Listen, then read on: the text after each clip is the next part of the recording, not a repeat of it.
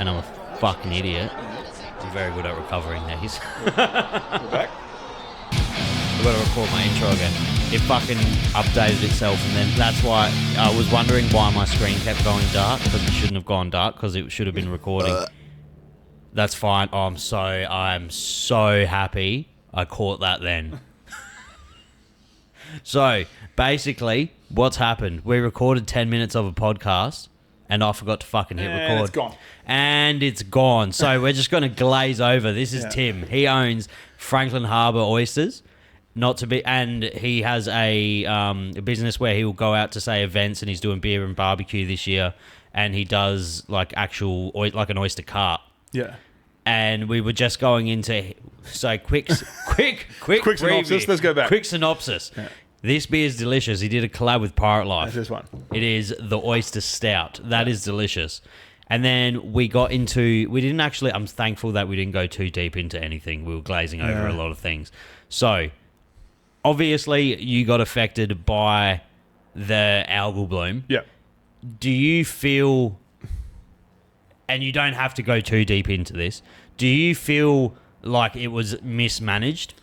Well, and I've been thinking about this since we booked in for the pod. I'm not going to step on any toes or throw anything too outrageous out there. Yeah, I don't want to do anything that'll put like you into a shit. But everyone knows that it was dodgy. It was a bit dodgy. So I did like a 10 or 12 minute interview with the news, Channel 7, I think, not sure, which got thrown into 2 like 8-second sound bites that night. So if that's happening to everyone who's saying anything about this, and what you or we are getting told is 8 seconds of 12 minutes of information that we're not learning anything, you know. And how long were you not trading for? 4 months. And in that 4 months, how much do you presume you lost? Just a rough. You don't have to obviously give your financial to us. But. I mean, farm our size, an operation our size, we're trying to move about 1 million oysters a year. 1 million. Yeah. 4 months would be 400,000 oysters that didn't get sold then, but they didn't all die. So it's not as if we. Do you grow from? Is it spats? Yeah. You grow. Do you purchase the spats, or do you also produce them? It's easy to show you. Because my tism led me to wanting to buy an oyster plot like 8 years ago. There was one for sale. Don't do it. It's the best job in the world, man, but it's hard work. You can usually see them on there, can't you? Yeah, so you can see where that started. Like this here's a spat. No. Oh, yes, it is, but that's a feral sort of wild. For people that don't know, a spat's like essentially a baby oyster that grows on the shell of a mature oyster. Yeah, so one thing we've seen a lot of in the last year, I'm not really sure why. I think it was... a little double oyster. Yeah, but that's not the same age as this. So this is a wild... I don't know if you see that or whatever, but... Yeah, they can see it. Yeah. This one here is younger than this one. This is the oyster that we're trying to grow. And then about a year ago, which is about how old this one is... so just pre-algal bloom in the harbour, we had a massive settling of these feral spat, which obviously all over oysters, all over bags, posts, the whole lot. So looking back now, at the time we're like, why has this happened? It's the first time we've ever seen that happen. And then when the water turns to shit a couple of months later, there's theories getting floated around that the water sort of knew that it was turning to shit, and they've gone, let's fucking breed. Let's go right now and, see if we can get through it. It's a theory. I don't know. But, yeah, so it's a huge issue for the last 12 months. Even before the bloom hit, we've got all these little feral... They're delicious. There's nothing wrong with them. But they're not selling, like you can't sell them. No, they're all obviously... And not only do you can't sell that one, but this one's not too bad because you can snap that and that's fine. But when they're growing more invasively on the shell, that ruins the oyster you're trying to sell as well. Yeah. But yeah. I remember when I used to work at Jolly's Boathouse, when I worked at Jolly's, we used to have an oyster fridge, like specifically that was set to 5 to 10. Yeah. And it was specifically just for oyster storage because we had 3 different oysters on. We had Pacifics and Gazi oysters, which were flat. Yeah, that's the native oyster to the sort of southern Australia. They're really like They taste like batteries. They're very irony. Yeah. They're not, but they're funky to look at, and people like them. I mean, it's in the same way a blue cheese or a sour beer, or they're very light coloured. It's like when when oysters are spawning, and then we had my personal favourite was, I think they're called Kumamotos. Yeah, but they're very small. They're still a Pacific oyster though. The Kumamoto. Are they? Yeah, it's a small Pacific. These ones were small. Oh, so they're just a small Pacific. I'm not sure. I should know. I'm not sure if they're just a small Pacific or if they're a Pacific. I believe. Shoot me if I'm wrong. And I'll just show everyone what they're dealing with here. Because my future fucking guests now have some big fucking boots to fill.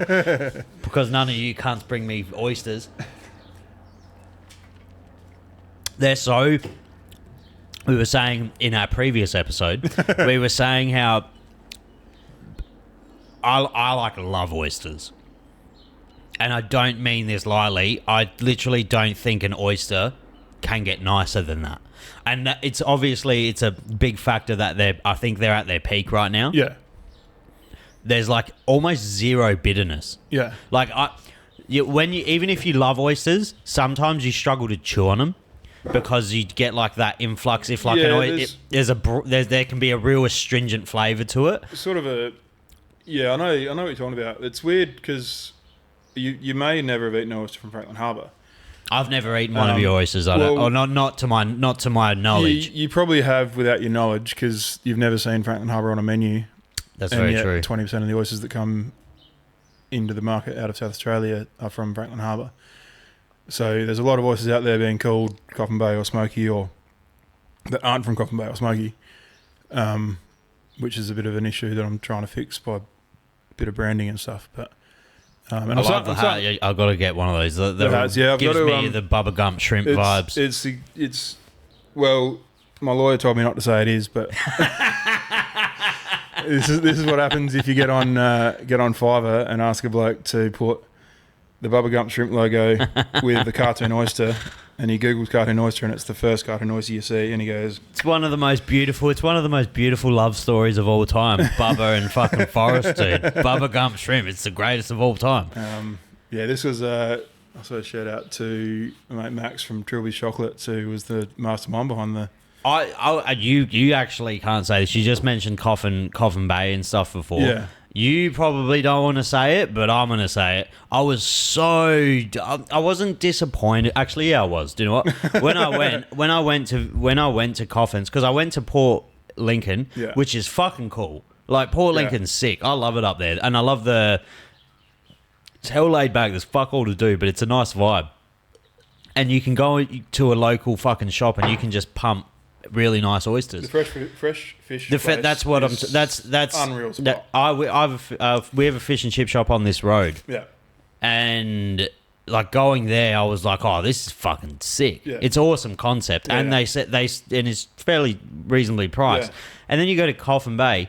Me and my missus went to the Oyster HQ, and you have all of these oyster farms around you. You have vending machines with oysters. You got fucking tackle shops that are selling the best oysters in fucking Australia, allegedly. Yeah. And then you go to Oyster HQ and they're giving you these fucking spats on a plate, and they're charging you $30 for a fucking half a dozen. Yeah.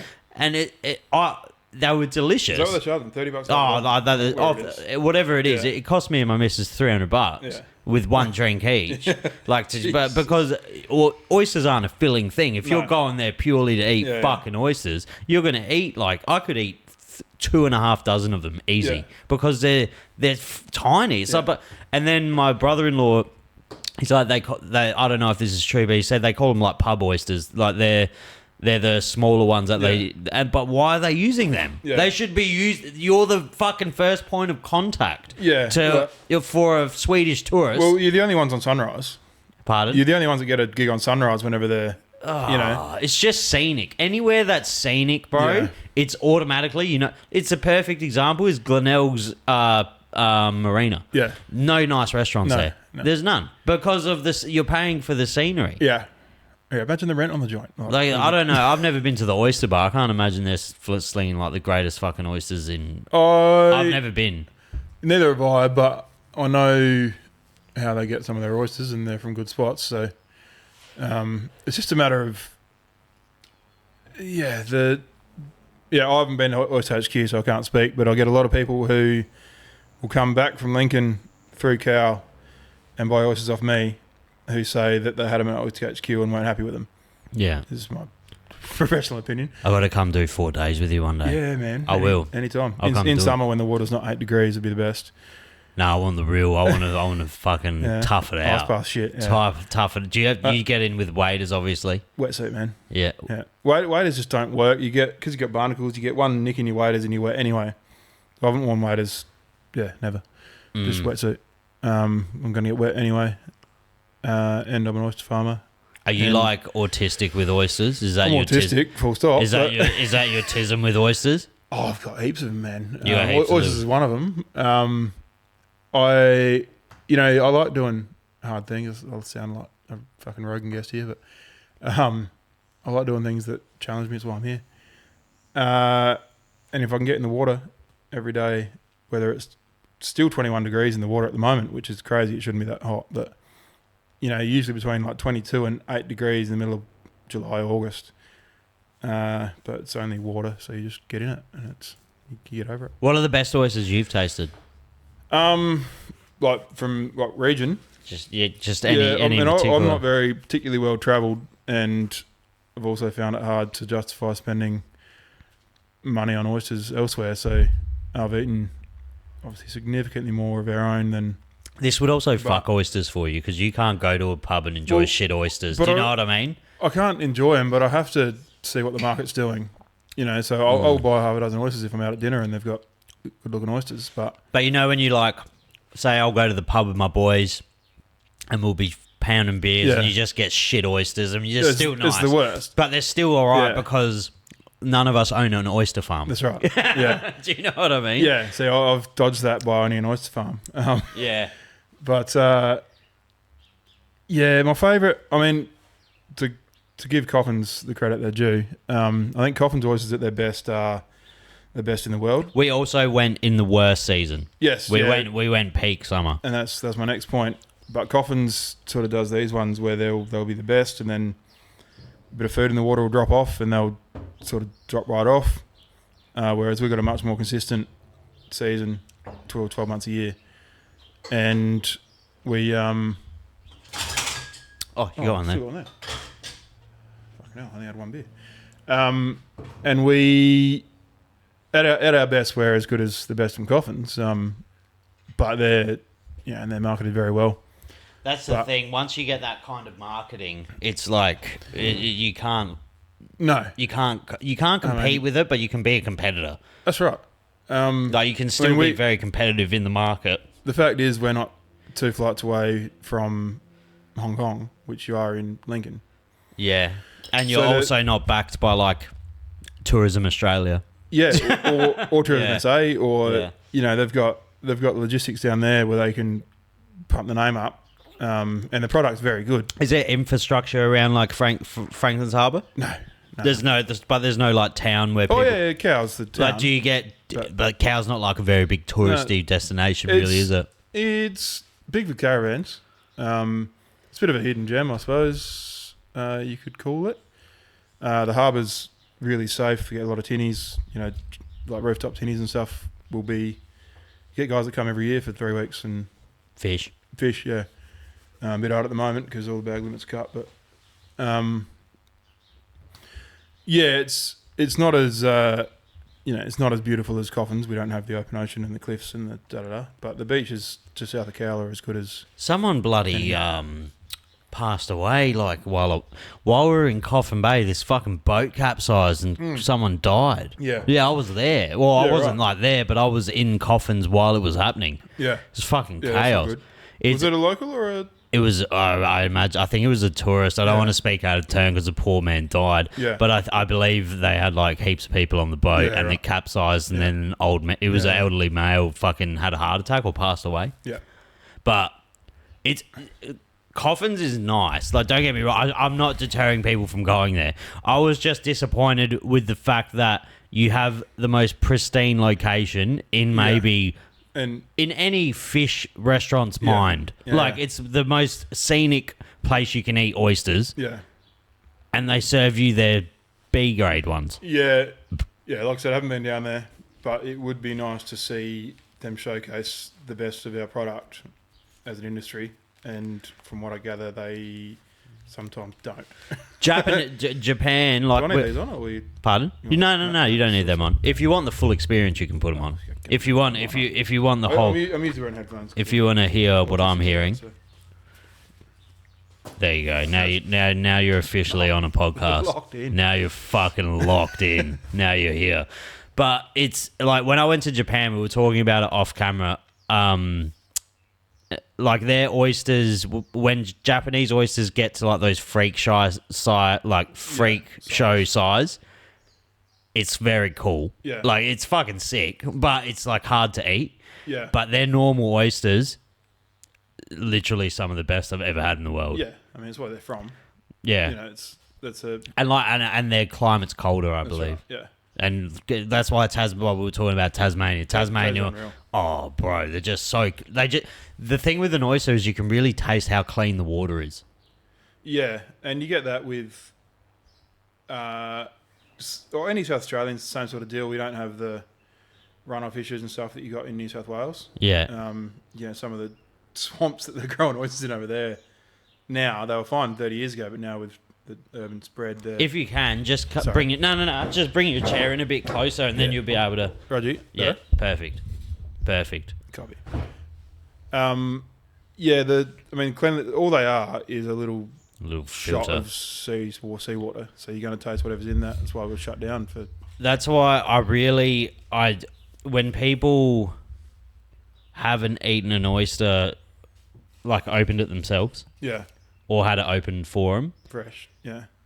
I don't feel like they understand because I think I don't really enjoy oysters unless it has that really oceany fucking seawater flavour. Well, the other part of that is most oysters that have been opened professionally, commercially, have been washed because... I fucking hate that, bro. I don't give a fuck. I don't give a fuck if there is a little bit of shell in my oyster. I will spit it out. Yeah. Don't fucking wash my oyster. It does my head in. That's the standard. So when I was at Jolly's, we used to wash the oysters, but when we used to shuck the oysters, we used to shuck them into a bowl. Yeah. And we used to shuck the oysters into a bowl through a fine mesh cloth. Yeah, right. And we used to keep all of the water, all of the brine. Yeah. And then before service, we would open like say 5 dozen for a night, 6 dozen of each.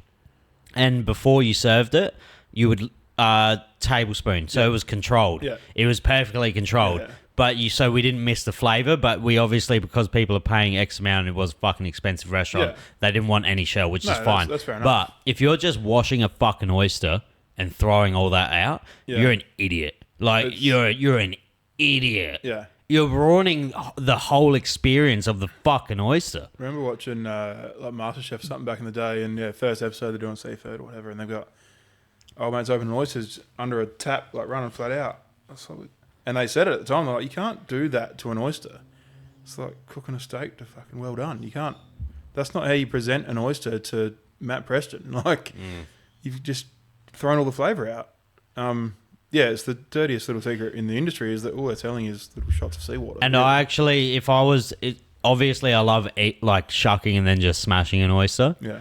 But I always found that if you like let them sit for a few minutes to firm up the protein, because I feel like as soon, I don't know if it's true or not, but me personally, I feel like when you open them, they kind of tense up a bit. And I think it's better to leave them to firm up a bit because I like them like a little bit. If you open oysters and leave them uncovered in the fridge for like 20 minutes, half an hour. Yeah. Any more than that, they'll dry out. But just that little bit of dehydration, I guess, will like firm up the oyster. You'll still have all the liquor underneath. Yeah. And it's the best, especially if you're going to put anything on them, put it on afterwards.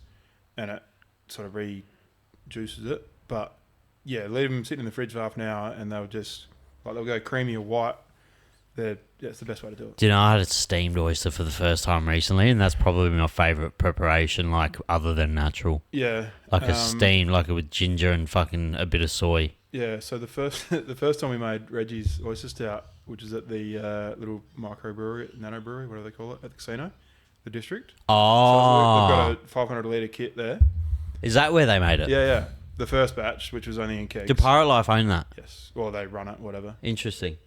So first batch made of that. Upstairs, yeah, in the sports bar. That's a functional brewery?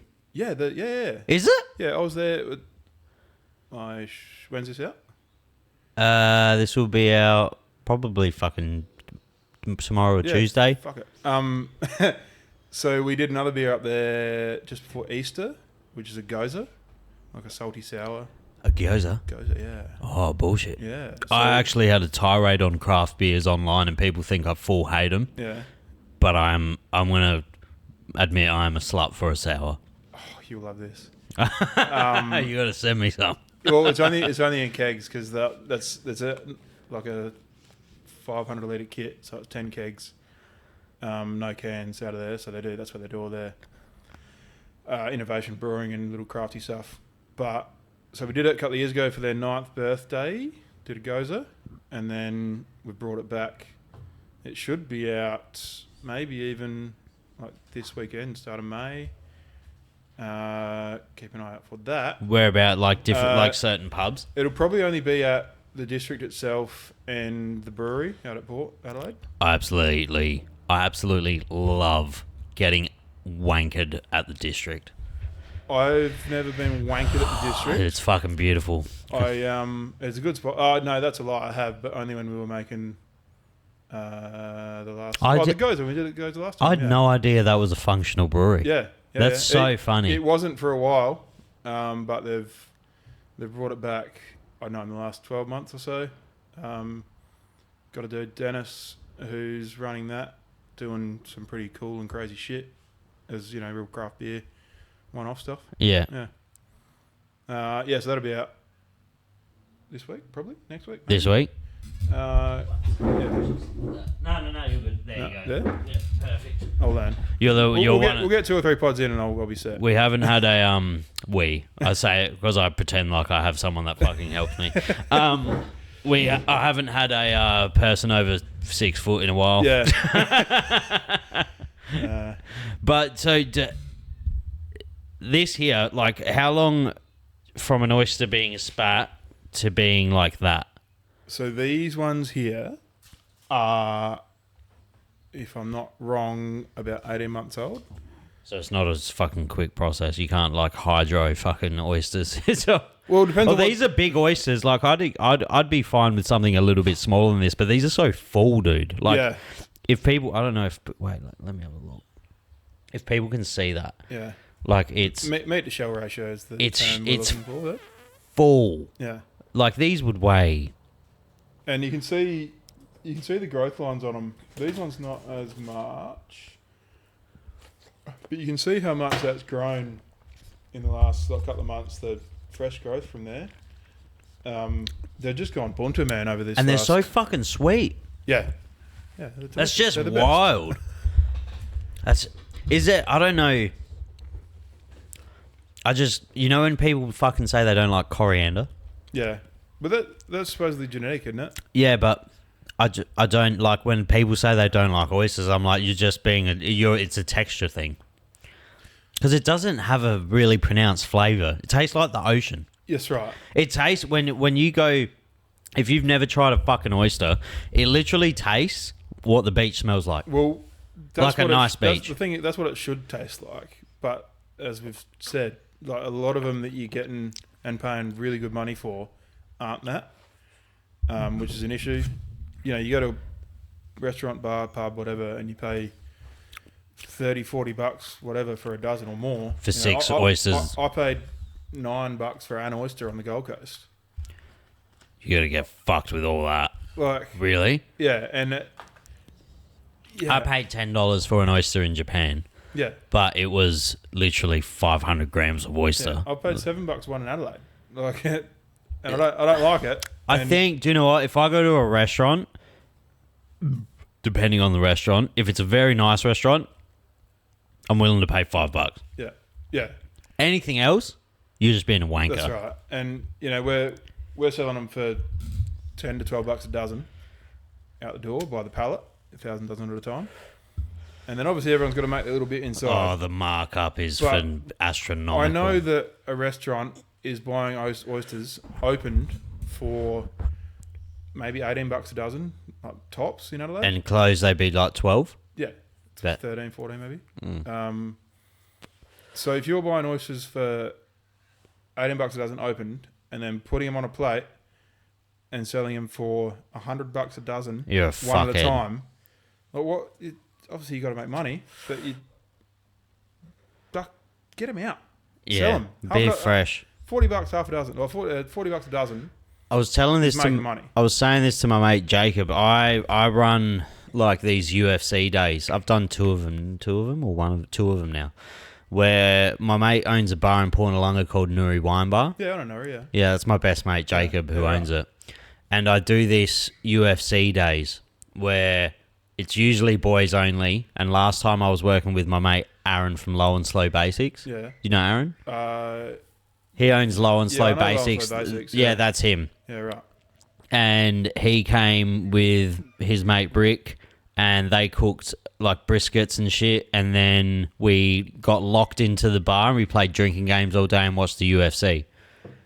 What a time to be alive. It was fucking phenomenal, bro. It was phenomenal. But I was always talking to him. I'm like, let's do an oyster day. Let's do an oyster day. Literally, let's just buy 1 million oysters. Not 1 million, but like, let's just buy heaps of oysters. Got my number. Fresh shuck them all day and not make any money off of them. Yeah. Like literally just so people can pound like it's when you're in a position to pound like oysters are the best drinking food when you have the ability to binge on them. That's right. Like when you have the ability to give me 6, like give me another 6, give me another. When you can do that with them, it's like it's just as good as having caviar. That's right. It's like when oysters with caviar. I've never tried it. I can imagine it'd be fucking delicious. Yeah. But we were actually talking about this on our first podcast.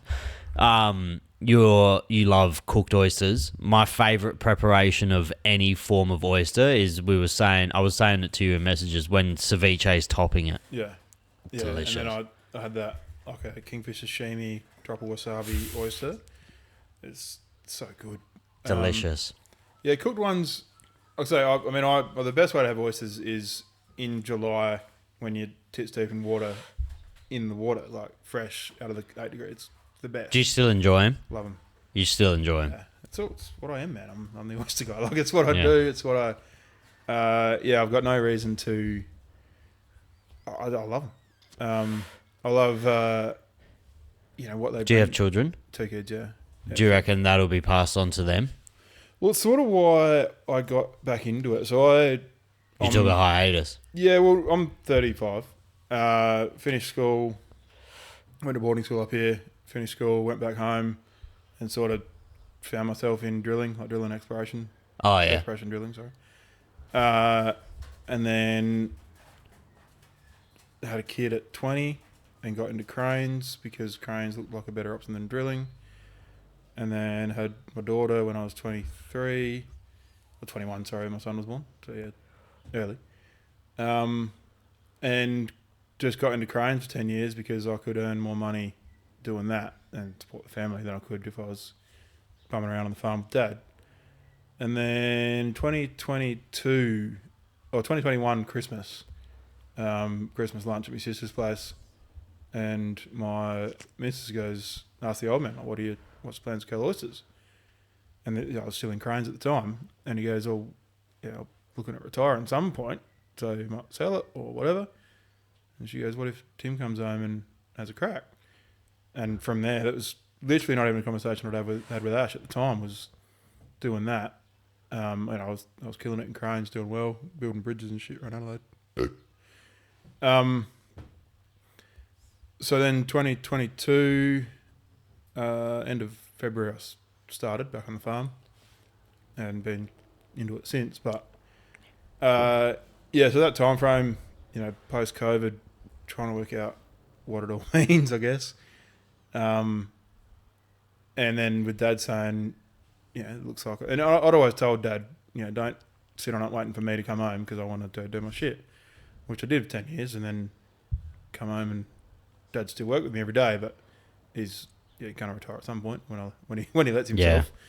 So yeah, sort of for the kids was part of that, you know, working for myself rather than someone else and doing something that is, you know, like I said, Dad's one of the, well, I sort of might have said in the forgotten tapes, like, your dad's one of the pioneers of the industry. Like, what's his name? Terry Rehn.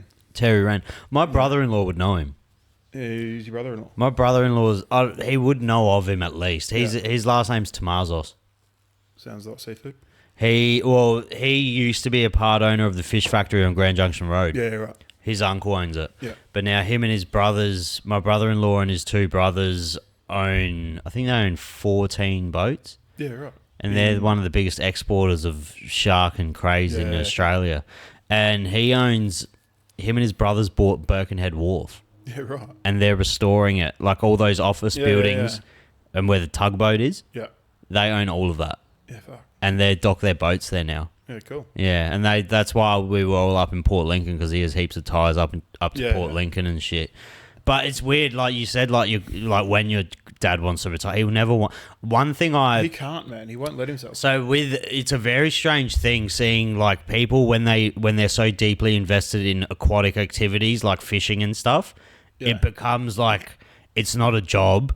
It's they're literal pirates. Like they will die without the ocean near them. That's like they would prefer to be fucking struck down and die. Stop working.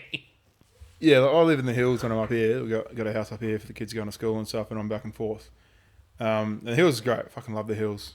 But yeah, I get itchy after a couple of days out of the water. You know, whereabouts in the hills? Blackwood. So it's up. Bro, it's a nice part of Adelaide. Yeah, it is. It's a very nice part of fucking South Australia. And you know, our window, we're looking south from There's no ocean. There's no ocean, but from our window, you look south and it's just trees, man. It's just, it's not the city. See, I love that, but for like someone who's used to the ocean, it'd be annoying. But then I'm still in the ocean every Monday to Friday, you know, or Monday to Thursday. But yeah, do you fly up? No, I drive up, man. You drive? You fucking maniac. You don't fly to like Lincoln and then... No, the times don't line up. You know, I'll leave at 2 o'clock on a Monday morning to get back for 7 for the daylight. Do you enjoy the drive? Love it. It's the most boring fucking drive of all time, eh? 2 happens in a podcast, man. So I was driving with a child and I'd never been up there. I had my newborn, so he... to Lincoln's fucked. Oh, bro. Isn't it so you don't have to go through Lincoln? No, we're 2 hours this side of Lincoln. Oh. So it's exactly 500 k's from my doorstep to Pirate Life HQ in Port Adelaide. Yeah. Which I've done once or twice. Sober. Always dead sober. Well, usually it's at fucking 2 a.m. So yeah, I mean, yeah, I love it. $1 million a year, oysters. That's the goal. We've been off that a bit. I mean, I've only been back for 4 years, and I'm gonna have this last oyster. Sorry about that. I've got more. I'm just not sure if it's Champagne Radio opening oysters on the podcast. No, it's fine. It's fine. My sister's inside actually dying. Like, I'm gonna have to give her one of the. Where were we? Driving. Yeah. But you just every single week you drive up and back. Yeah. And we're working on doing it less, working on a sort of more week on, week off type of schedule. But yeah, for the last 4 years, I've been doing up and back most weeks. But I've also got zero commute every day. So do you have your harvesting? Do you have like a facility that you can like grade and size everything? Yeah, so a shed, yeah. Yeah. Which has got some, variety graders. Most of them the old man built, sort of invented back in the day. Do you have, like, for, say, that little one that's growing on the other one, would you say give that to people to make, like, accompaniments for shit? Like oyster sauces or... we could. It's a bit logistically hard. Or would it be better for you to make your own lines? Yeah, that's a whole other thing as well. It's just time and effort. I mean, like I said, that one there was an easy one. It snapped off. But most of them go, like, right around the shell. Would you say that you're... like more in the business of I don't want to use the word because it's a very overdrawn word, but there's no other word I can think of, like an artisan style oyster?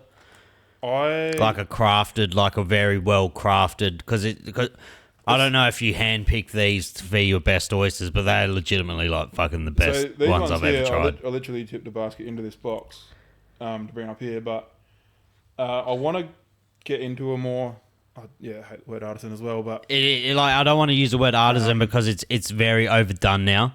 Yeah, but to me, they seem like a very well crafted and well thought out product. That's a bit of accident with these.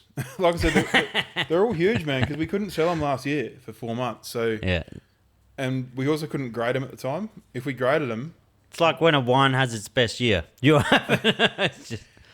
If we graded these oysters, and we did for a few, like when we first got shut down, we're like, all right, we'll just go flat out grading instead of selling, get everything ready to sell, so when it is open, we can go bang. Yeah. But the ones we graded, that first couple of weeks later, they're half or more dead because there wasn't the food in the water for them to heal. You grade them and you lose the edge of the shell and they lose their water, and so we sort of stopped. We lifted everything to the top, so it was out of the water as much as possible to try to slow it down.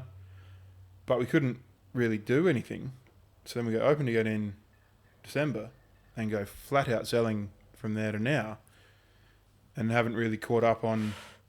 Yeah, these are obviously well and truly sellable, but I'd love these to be more, cleaner, get rid of that little bit of edge. Uniform.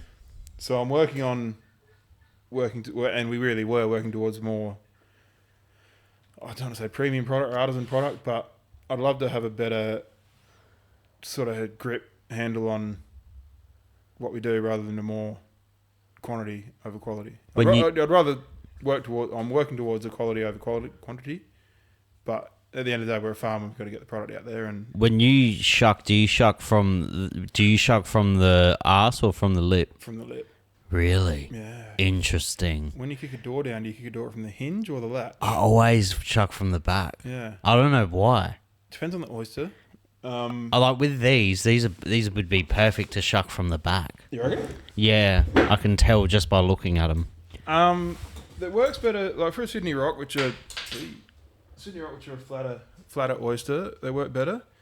But like by the time you get through here, I think because you can do it, and it's really good for a younger oyster where I find you get less shell as well.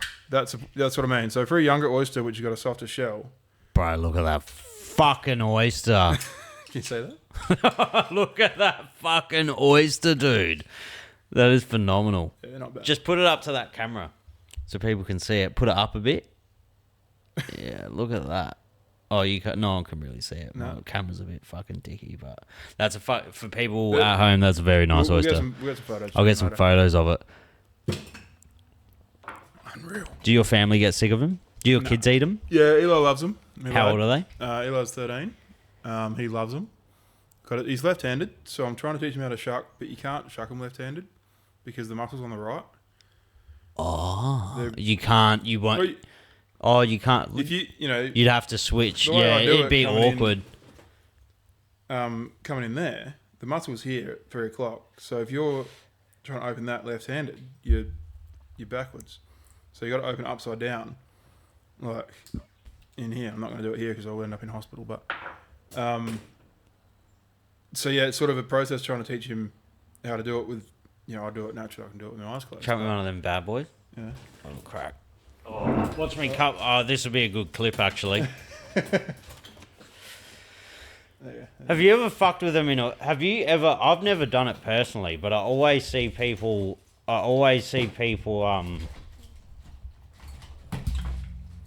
Opening oysters like mussels. Like they'll cook them in shell. Oh yeah, so we do that if we're doing any. We don't sell any like it, but smoking them or pickling them, we'll steam them to open them. Yeah, I've seen people put them in wood ovens and shit, and I never knew. For some reason, I never thought that oysters would pop open when they're ready. Yeah. And I've never had them like that, but I imagine they're just like steamed oysters because they'd be steaming. They just cook in their own shell. Yeah. Like just on the coals or in a Weber, the whole shell, sit them in there, bit of smoke, unreal. I'm getting a wood oven built in my backyard. That's why I was asking. I'm excited. Highly recommend it. And yeah, it's the easiest way to open them. Let the fire do it for you. So where else do your tisms lead you? Did you grow up down south? No, I obviously grew up in Cow. So You grew up in Cow? Born and bred, yeah. Yeah. Well, born in Wales, but we don't talk about that. Yeah. Shout out Wildlife. Yeah. No one for anyone listening from anyone listening from an interstate or international place. Wales is a very special place in South Australia. It is, yeah. Yeah, so I grew up in Cow. Ended up down here at boarding school for high school. Where'd you go? Scotch. Oh yeah. Yeah. Probably the first Scotch kid in the shed here. I was going to say that. Fair chance. Probably. Yeah. A lot of fucking Salisbury boys. Salisbury and Cardine and Hackham. And my lad's there now, so yeah, and Mum went as well, so it's a thing. And yeah, like I said, sort of left school, went back home and got into mining and then had a kid early 20, 21. And sort of got out of the Scotch scene for 10 years and then come back with this little gig. And yeah, it's opened some doors, which is pretty cool. And I like to think I try to make the most of that and, you know, do some cool shit with some cool people. But my other, I don't know, cars, music. Don't play any music, but fucking love it. What kind? Music? Yeah. Drum and bass, man. Dude, all right. So, when I dropped out in, when did I drop out? I dropped out of school in year 9 or 10 to become a chef. Yeah. And I finished my apprenticeship by the time I was just under 18. Mm-hmm. And like working in hospo, I obviously had to grow up pretty quick because I dropped out of school at like 15. Yeah. And then I was thrusted into the hospo industry, like at a nice restaurant. Mm. And people always see like the front of house. So you went straight into like I was working in Italian, but I was working at a really nice Italian restaurant on Glen Osmond Road called Osteria. Yeah. It's where Hispanic Mechanic is now, Yeah. if you know where that is. Yeah. And it used to be called Osteria. And I was working there, and then like I was already really into partying when I was a kid. So that just amplified it. And then I found ecstasy. Yeah. And I was like, okay, I really like partying now. Yeah. And so I always loved like house Yeah. and dubstep. Yeah. But I never liked drum and bass. Still don't?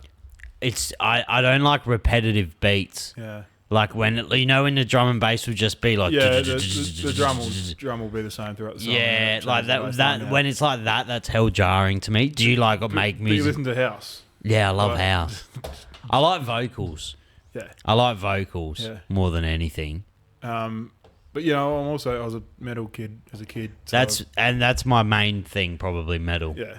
So yeah, never made any music or whatever, but you can't. I used to play drums a little bit back at school. Do you still go to a doof every now and then? I went to Metric on Hindley Street Friday night. 35 years old, lining up outside a club. I'm like, what am I doing, man? just for the love of the game. Yeah, and I had a mate who was opening the night, so I had to go in early to see him. And then I'm like, looking at me once, it's like fucking 11:45 and no one with the names on yet. I'm like, this is going to be a big night, isn't it? You know. But yeah, love it. Love the. I think the drum and bass is like the equivalent of what hardcore people are like in the metal scene. Like drum and bass has like a really cult following. It does. It's when people love drum and bass, they really love drum and bass. Yeah, and it's not all I love. Yeah, you know, I listen to metal. I love nothing more. I've got a Spotify playlist called School Night Cones, which is just all my old man's old music, which I love. I've got it for vinyl. Yeah, always listening to music though. Always. I didn't listen to music, not even joking, for like 6 years. Just nothing. Just podcasts. Yeah, right. Just only podcasts. Yeah. During like, actually maybe more, maybe longer, maybe like 8. Maybe like, or COVID was like 6.5 years ago. Yeah. During COVID, it was beautiful for me because we were an essential business. Yeah. So was I in construction. And we were fucking busy as, but customers couldn't come in, so you didn't have to deal with the shit part of hospitality. Just cooking food. You're just doing the good shit. Yeah. And then, but I could have AirPods in. Yeah. Because no one was there. Yeah. So I could just pump like from the moment I woke up at 6:30 a.m. till the moment I got home at 10 at night. Just fucking an earpod was in my ear. Earpod, mask on, fuck off. Downloading information. Just fuck. It's fucking just Joe Rogan and Alex Jones. Yeah, just fucking wigging telling out. you how it is. Just wigging it. I was just in the fucking shop just cooking, and I'm like, it's the globalists. It's the lizard people. It's the lizard people. And he's fucking right. Yeah. He was fucking right the whole time. Mind you, he's been wrong about like a lot of shit, but fuck, I've listened to so much Alex Jones, and I had to stop because it was like actually like deteriorating my fucking like life. Because I was like, what's the point? I was like, I got to a point where I was listening to so much Alex Jones, I was like, what is the actual fucking point of anything?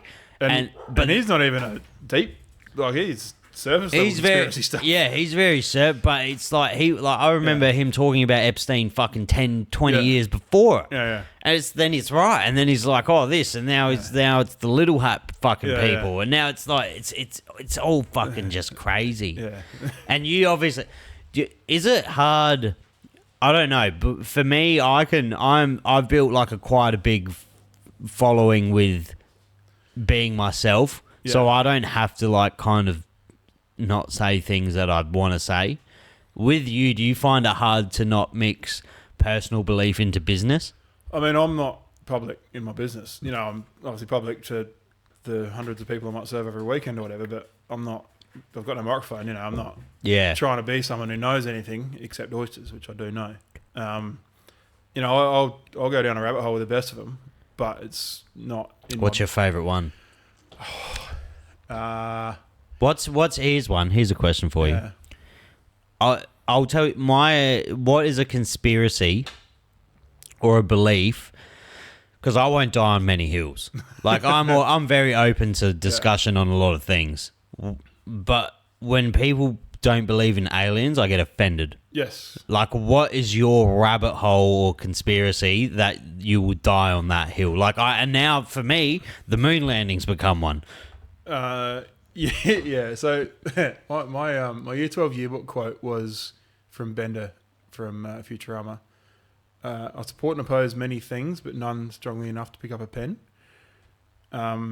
Which I still, it's a weird one because I'd like to believe I stand for things as well, but I'm not one to worry about what other people think. You won't dig your heels in the sand and die on a hill. But if you eat 5 grams of Cubensis and look at the sky and tell me there's nothing out there. That's what I'm saying. That's exactly what I'm fucking saying. Once you look up and realise you're not looking up, you're looking out, because we're in there as... and then the moon's made of the same shit it is, apparently. Like, but I won't mention his fucking name because I don't want people to think he's crazy. I have a mate that is like a diehard flat earther. Like, diehard. And he was trying to get... Last night we were messaging... And I was like, they were right. Like, we were talking about certain things that have happened recently, and I was like, I still can't get aboard the flat earth, though, because, like, that's the only one people still think you're fucking retarded if you say. Yeah, but I think we're above that. But you get these fucking people that honestly think we're the only thing here. You actually in 2026, you still have people that think we're the only thing that is here. And that we as human beings are like what it's all about. So we're all just...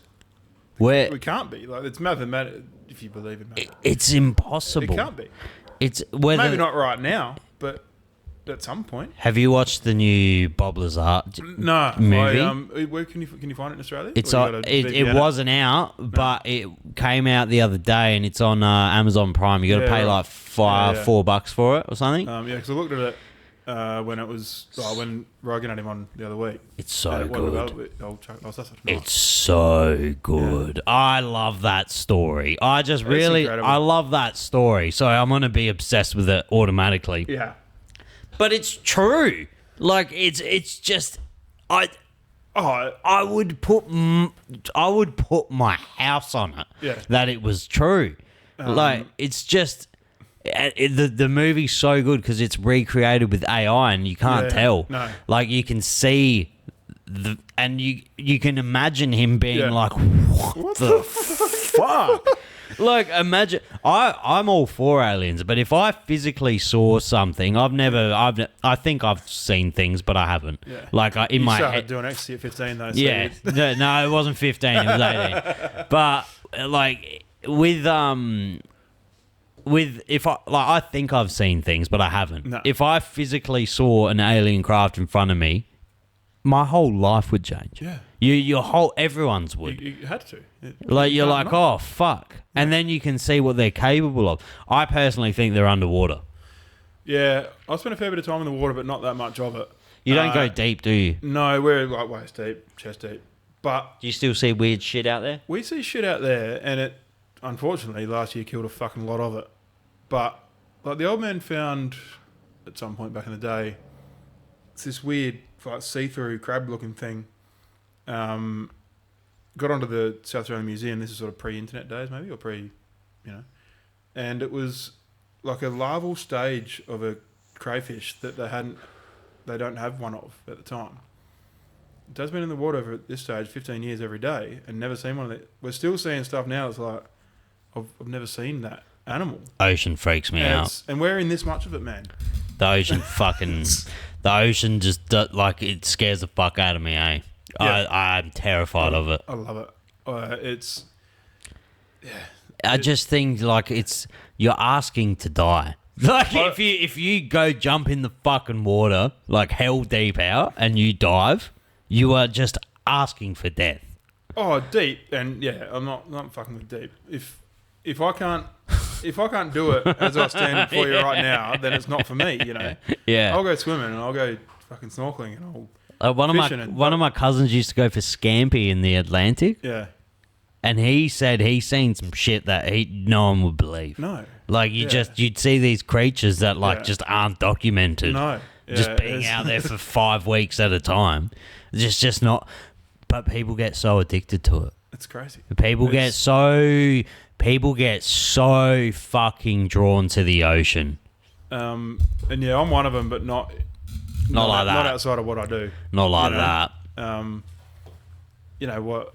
At the end of the day, what I want to do is be waist deep in the ocean, and that's what I get to do at work. So it's but you see the shit out deep or dark or some weird and wonderful stuff out there, man. Like imagine seeing a fucking what are those fucked up octopuses? Not the squids.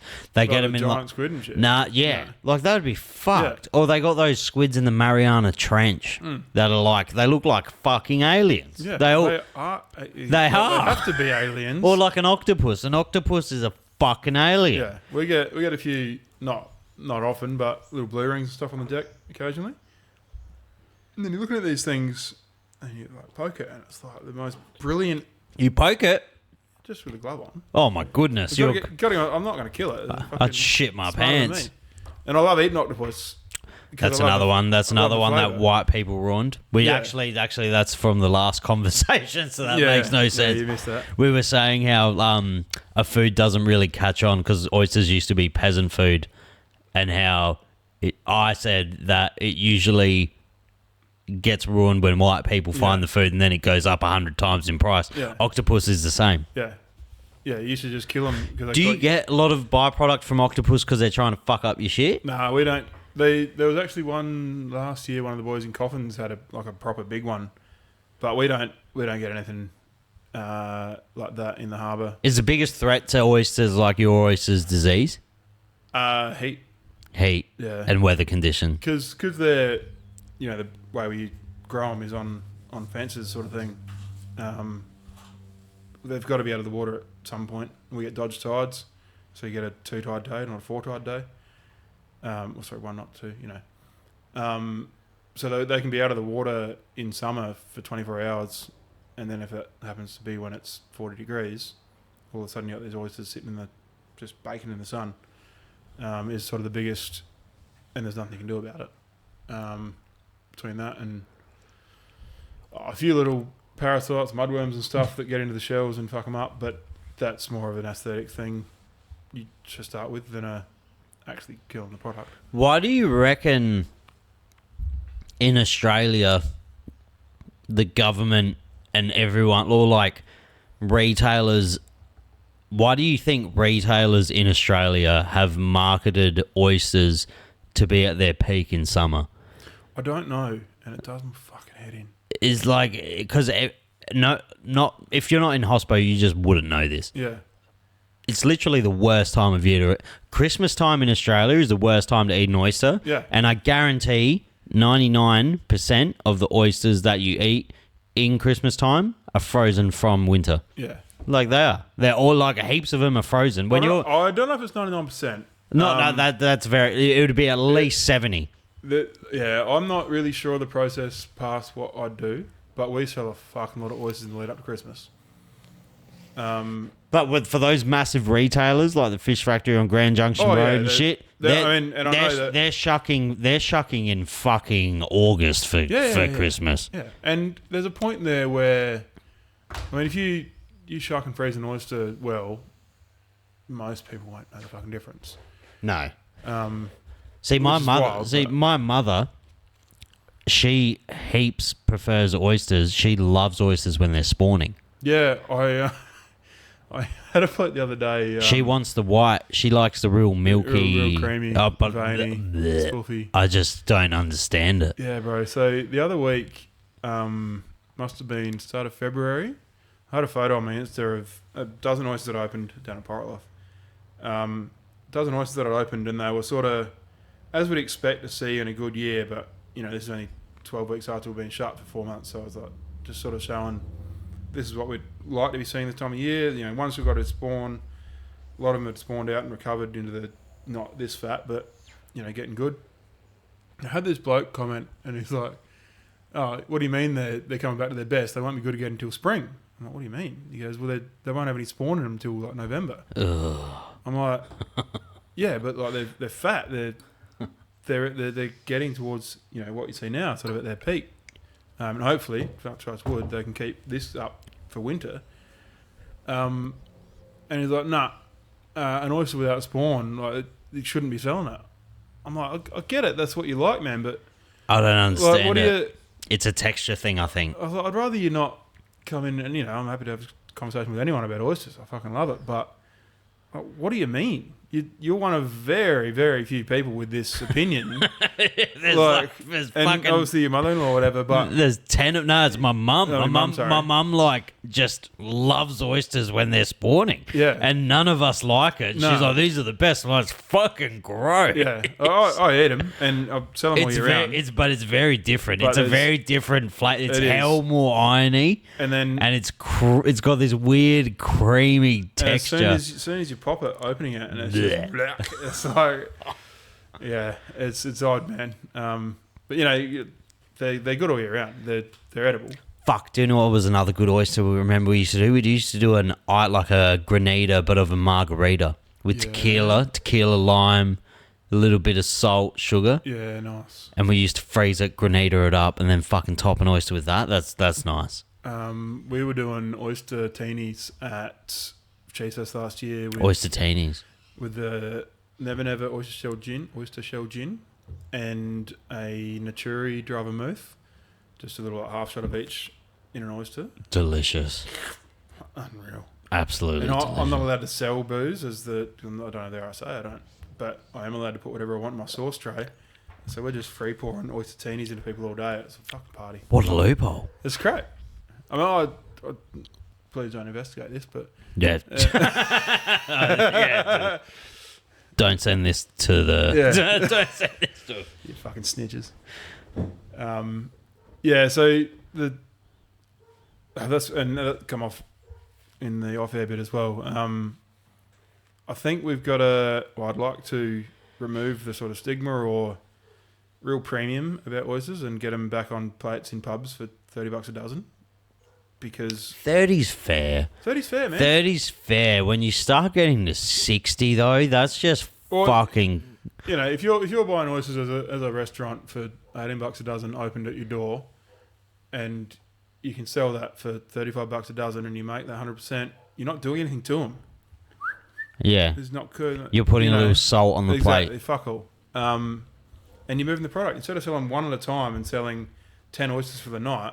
When it's a nice restaurant and they're serving you a single oyster per person and they're putting a lot of effort into the topping of it, that's different. And they're opening it, Yeah. and then when it's a well-crafted oyster, like I said before, I'm so happy to pay $5. Yeah. I'm not paying $10 for it, bro. No. Not in Australia. No. Not for that. Shouldn't be doing that. Not for 16 grams of oyster meat. No. I'm not paying for that. My issue with that as a farmer is that we can't sell them by the oyster. We got to move the product, man. Yeah, you're getting dicked more than anyone. It's the same as the beef. It's the same as the cattle farmers. That's right. But if you're expected to be able to buy an oyster at a bar, it means you're selling, you're in hospital. If you're selling half a dozen oysters for $25, so $4 each. No, $3 each. $3? No, $5 each.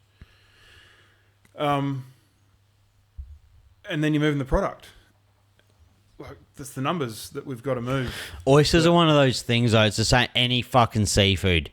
You're way better off making less of a margin on it. That's right. And keeping the product fresh. Yes. You would way prefer to move the product out the fucking door 100%. and just always have a constant rotation. Yeah.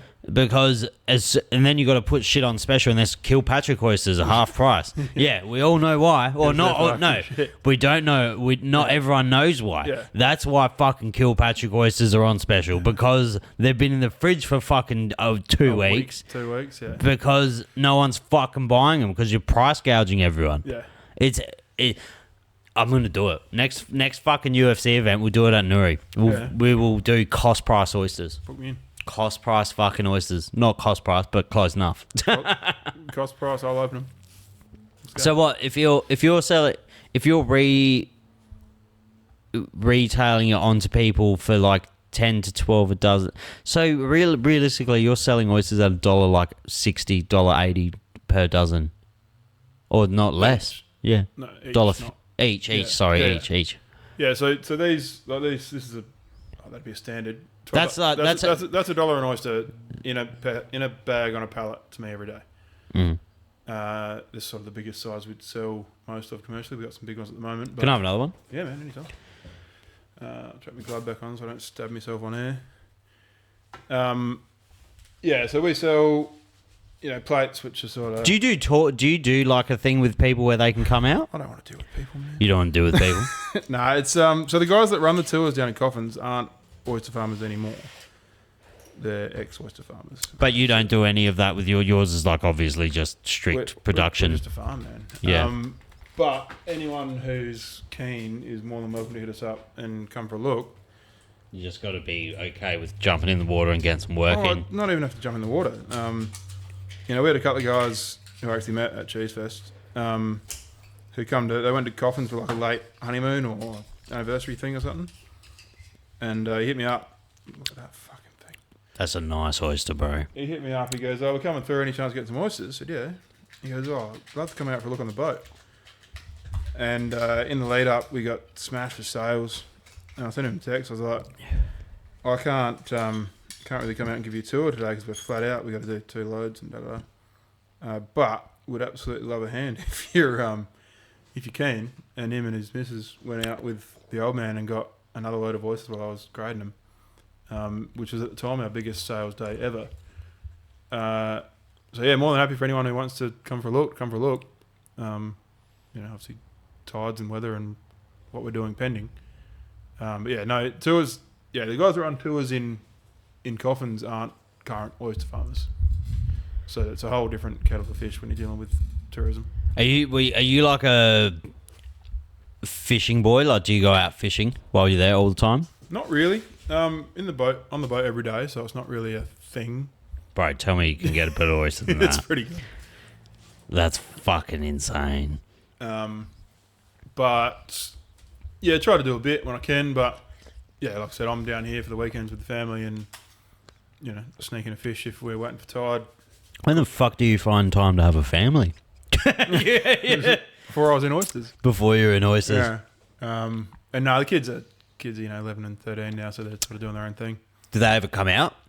On the boat, yeah. So I have them sort of do divide and conquer for the holidays and have one at a time. My daughter doesn't. She just goes and hangs with her old friends there, but my lad loves it. Do you reckon he's got it in him? Do you reckon that's it? Is there a pressure? Because our business is like a generational thing as well. Yeah.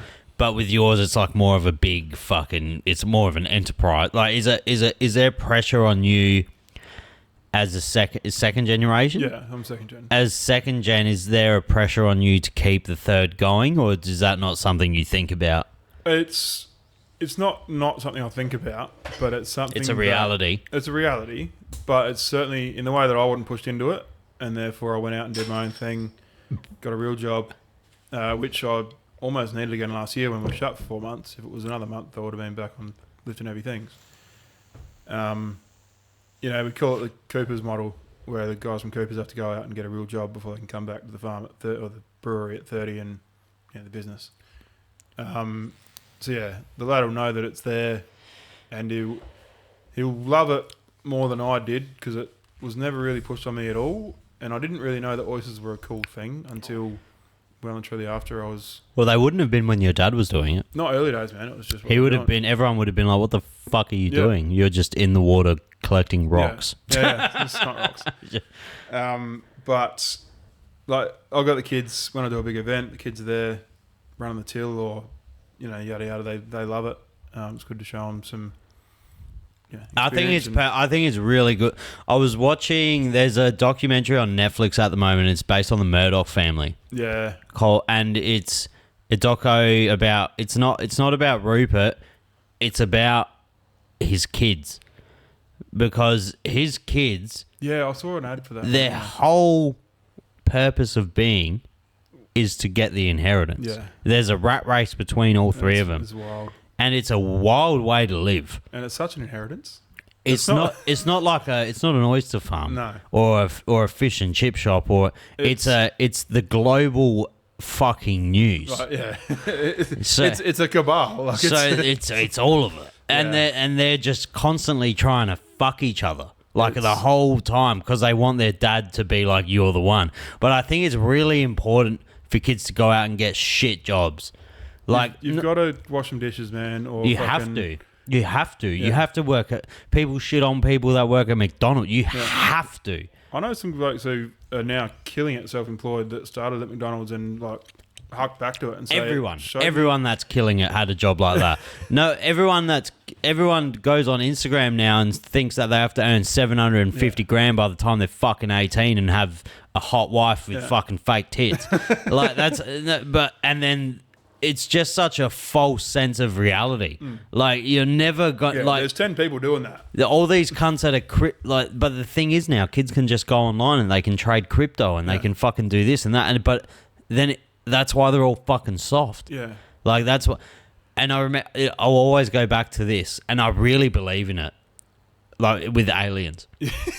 I'm going to draw it back in. Yeah. But... they might not be. They might just be time travelers. Yeah. Because the way things are going, kids are just going to get weaker. Our brains are going to get fucking bigger. 100%. And our bodies are going to get more fragile. Yeah. And we're just going to be a mixed breed of, like, everything, because no one sticks to their... with immigrations and things like this, communities are just melting pots now. There's no defining features. In countries like Australia, there's going to be no defining features in us anymore. And we're also at a point where we can't have our own thoughts either, because it's turning. I think that's coming back. It's coming back for sure. I think it's coming back. I think it's coming back a bit. And you can have different opinions to people and not be a racist. That's right. I mean, you can notice a pattern and not be a racist. And it's. I mean, I'm a big comedy fan as well. Listen to or watch a lot of comedy. Who? Who are we talking about here? The usual. Love James McCann. James McCann, he's a motherfucker, man. I messaged him a couple months ago before he moved back to Adelaide, and I was like, "Do you want to come on the pod?" And he was like, "I'll do it." And now he's not replying. Really? And he's a fucking famous dude, man. His inbox would be chaos. Oh, yeah. But I was so close. I talked to Duncan Trussell today. He replied to me. Duncan's gonna be unreal. He just came to Australia. I fucking just missed him. Yeah. Tim Dillon's my favourite comedian of all time. His podcast is just it's the greatest podcast of all time. I can't do it all the time, but I do it every week, bro. I love it. I've got a mate who does every week, and every now and then he'll send me a particularly, and it's just the best. How can you be so angry at the void for like an hour at a time, man? Like without any feedback at you, just like go. People don't understand. Like I would love. Originally, when I started doing my solo content, I was really trying. I was like, I'm going to do an hour. Yeah. And then I was like, About what? Yeah. Like I got like 10 minutes in me. He'll do an hour on a thing, without repeating a statement or even a fucking sentence, and just go and get deeper and deeper and because he's gay, he can just say certain things. Yeah. Like he's got some passes that not everyone has. He's got the cards up his sleeve. He does. But like the other week, he dressed up in massive fake tits and more makeup as something's wife that Erica Kirk. Oh no, that was another one. That was Drewski. No, so that was Drewski, not Tim. But that was brilliant as well. There was this politician that got done cross-dressing. Yeah. He dressed as him. Unreal. And it was just fucking like... But he's smart. Yeah. That's the thing. He's got to be. Like, he actually knows what he's talking about. Whereas I go on and I just say slurs. I just be like, fuck him. James McCann, actually bumped into him at Pirate Life the other week while he was here. I was just talking to a mate who he's just flying to the States next week, other weeks. And he goes, Spewing, I'm not going to see James McCann because he's on his tour now in the States. So he's going to be here while I'm here, and then we swap. And we're sitting down having a burger, and this bloke taps me on the shoulder. He's like, what's that? I'm like, you're James McCann. He's probably... yeah. I said, it's the... That's wild. It's the steak free. You know, he's like, brilliant. He's there with his 4 kids and his mate, whatever. I'm like, literally 5 minutes after saying, Spew, I'm not going to be able to see James. And then other comedians. Seen Jim Jeffries again in July. I've never seen Jim. He's, I don't think he's as good as he was when he was on the piss. And no one is. Because I think he's still trying to do that style without the... chaos. Legitimate chaos.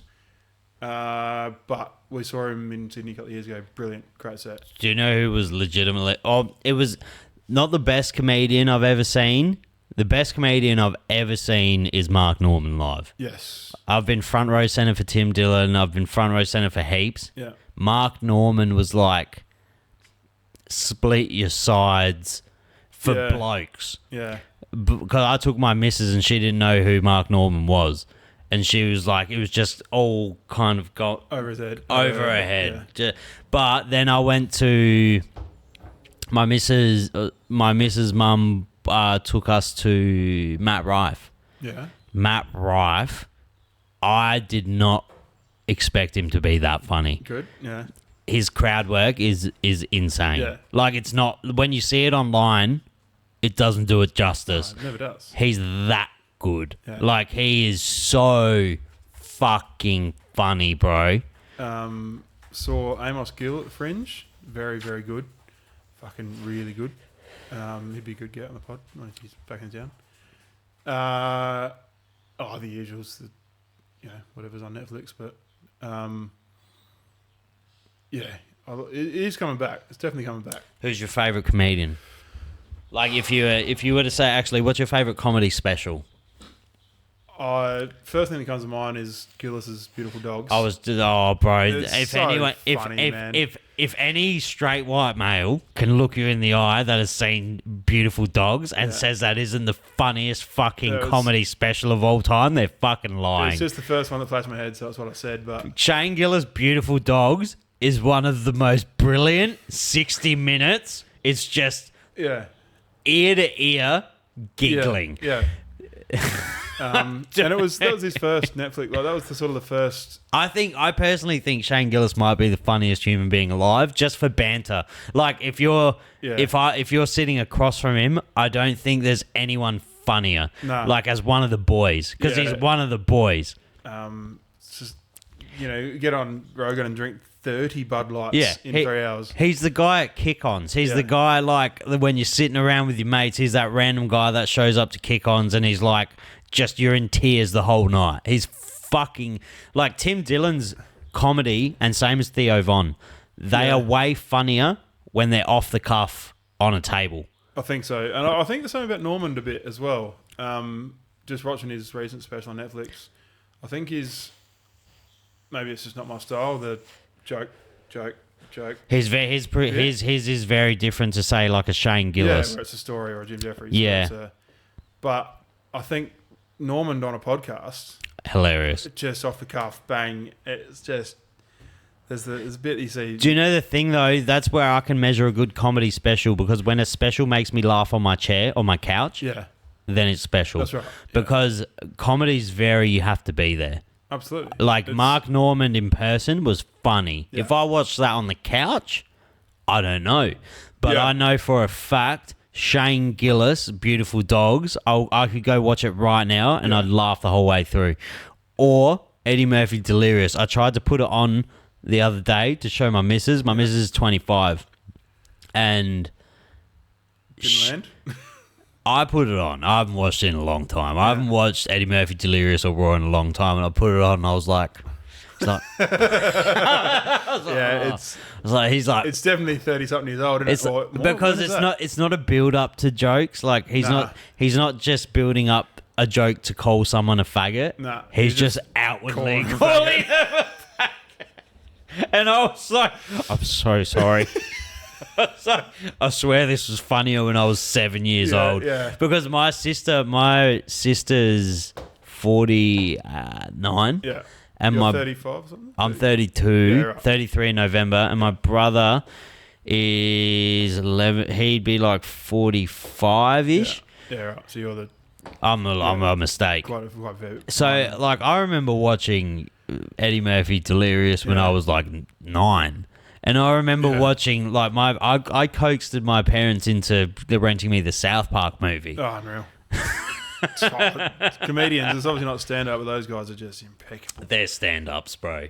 They are the longest-running comedy show incredible. Of all time. Apparently, their new season's fucking incredible and as they're well. just grandfathered in now, where you if you were to say something about it, the next 3 episodes would be that pointed at you. Like you can't. There's no point. Nothing you can do. Like they've made Donald Trump into Saddam Hussein. You remember the South Park movie how they had Saddam? Yeah. They've literally done that with Trump, but they've put Saddam's voice on it. As Trump. Yeah, and now Trump has a relationship with Satan. So he's like, hey, Satan. He got shot at just before you came. Who? There was a shooting at the White House. Really? Just before you came. Bring on the UFC.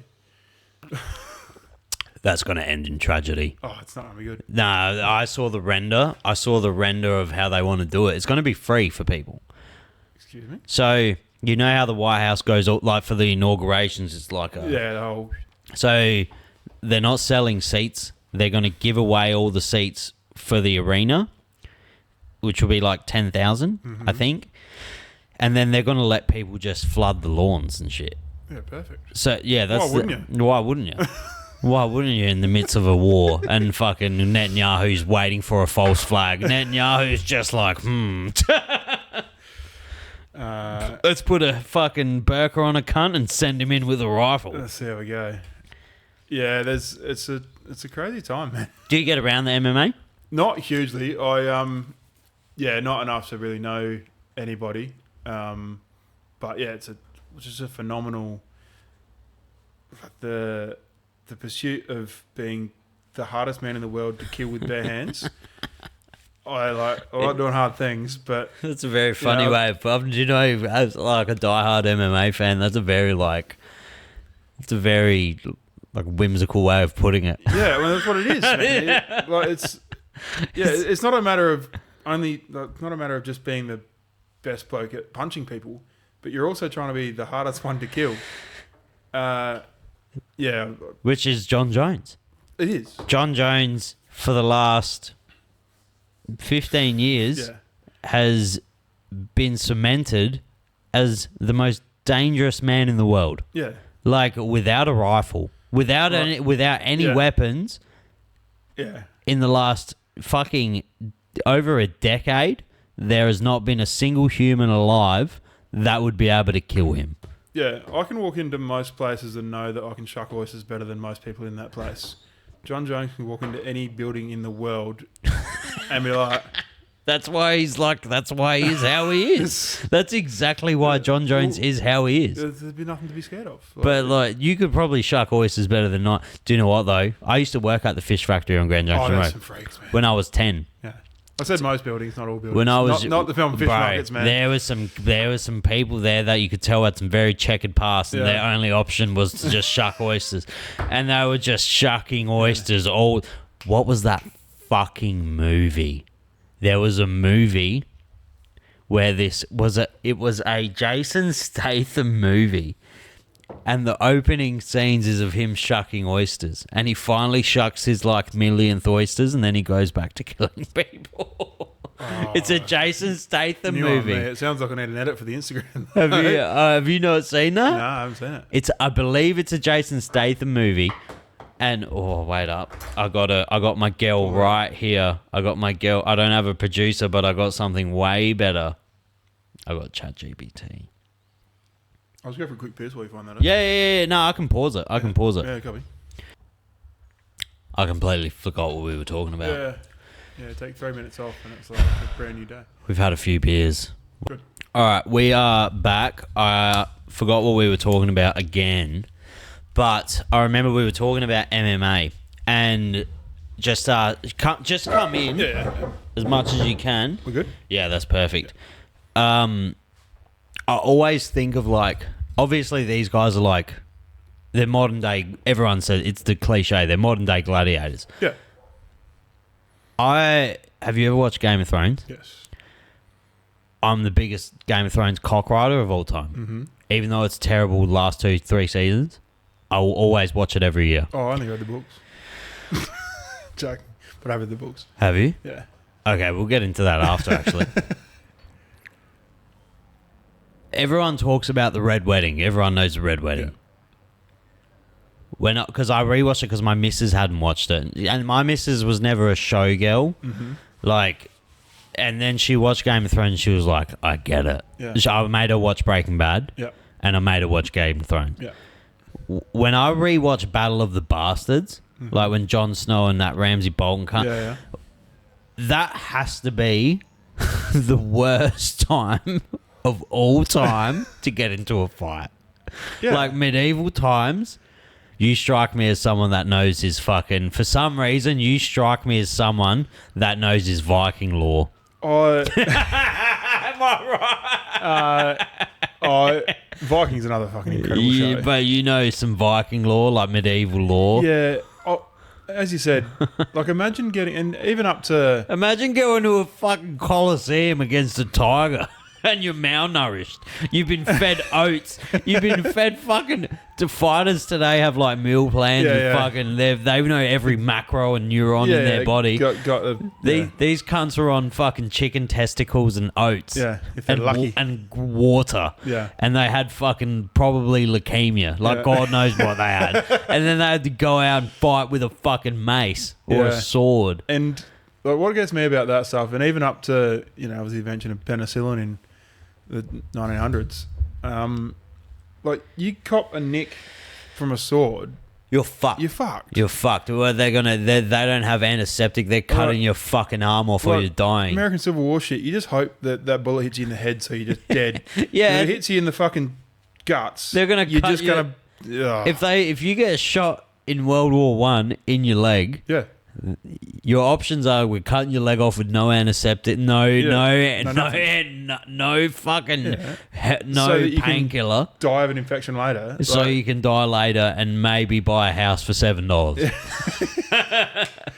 Which is how my old man got into Oyster Farm. That's but it's and so you said that you read the Game of Thrones books. Yeah, the first 3. Are they better than the movies? Than the show? It's such a.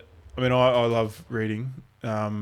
Should do more of it, but because Game of Thrones jumps around so much between there's 6 storylines going on at the same time. Yeah. Eventually cross paths and then link but it's such a big book to try to get your head around because it's unapproachable. When you see it in a movie, you see it like, oh yeah, the scenery's changed. We're in the snow or we're in the fucking dirt. So you're like, oh yeah, this is where we're at now. But all of a sudden you get a new chapter and they're talking about this is why reading for me, I think, has never resonated because I don't have like a hell imaginative brain with certain things, and I get lost in books heaps. Yeah, I think Game of Thrones would be no bueno for me. No, it's so much going on. You could have split Game of Thrones and it wouldn't have worked, obviously, because there's so much shit going on. But you could have split it into 5 books and had like a story of Jon Snow doing, and it would work. How do you feel about there never being an ending? It's fine, I think. That pisses me off. You reckon? George R.R. Martin's a cock. If he doesn't, if George R.R. Martin doesn't fucking finish Game of Thrones, he's actually a fucking idiot.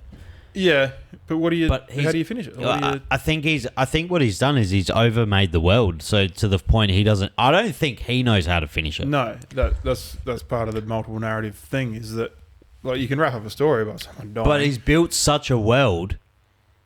Like, how do you close that out? Because it's countless books, isn't it? It's not just like the base storyline. He has sub books about like subgenres of Game of Thrones, like lore. And then there's a lot going on with Game of Thrones. Is probably the biggest one of sort of our era. Are you a show guy? Not really. Nah. Just don't have. You wouldn't have time. Don't have the time to like. I love a movie to snore at, but I love a comedy special. Give me an hour, or if it's a good show, I can do a couple of hours. But I just don't have the time to commit to 8 seasons of 10 hour long episodes. That's the thing with shows now, and they also just take too long. They take too long between seasons. Yeah, I've always wanted to get into reading. I just can't do it. No. Can't do it. I've read some audio biographies I can read. Yeah. I read more non-fiction now, or I don't know if you'd call it non-fiction or fiction, but read a lot of, I suppose, non-fiction stuff about science and science fiction, and I don't know, Graham Hancock stuff's incredible. Graham Hancock. Yeah. Did you see? Not Graham Hancock, but they just it's not recent, but they found a fucking another Sphinx. Yes, yeah. I can't remember his name. He's a Brazilian, I reckon. Yeah, I heard him talking about it on... Brazilian guy. They found another Sphinx. I seen it on fucking Instagram the other day, and I didn't realise... And they found They found a room with a fucking hell weird metallic object in it. Yeah. Yeah, that's... Which is a fucking UFO. Yeah, man. Because they came down and made us.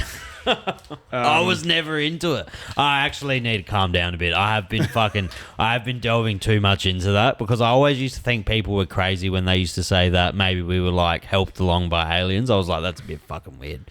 But now I don't know, man. Yeah, don't know. I don't fucking know. I think if you say you do know is the issue because you can't know. Do you have a website where people can buy these? Not really. Do you have like someone you work with where you can deliver straight to door like esque? No, but I'm working on doing it myself. As I said earlier on, might have made it into the forgotten bit. I'm working on doing more less better. So not trying to move 1 million a year, but trying to get them more direct. I've got, through the last 4 years doing this, I've got that many high-end sort of restaurants that want my stuff. But there's just, I can't logistically do it. So I'm really working on... Do you have like reps? I've got a rep.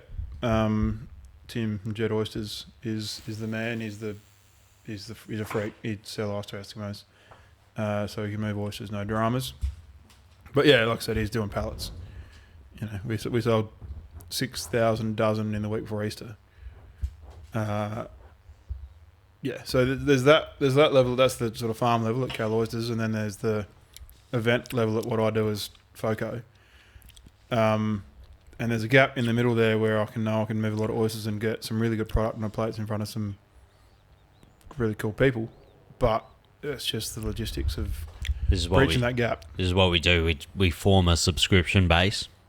Where it's just the ideal subscription for men. Every month, you get like bottle of whiskey or a wine, 2 dozen oysters, a cigar, and a old school porno mag, and a month of KO.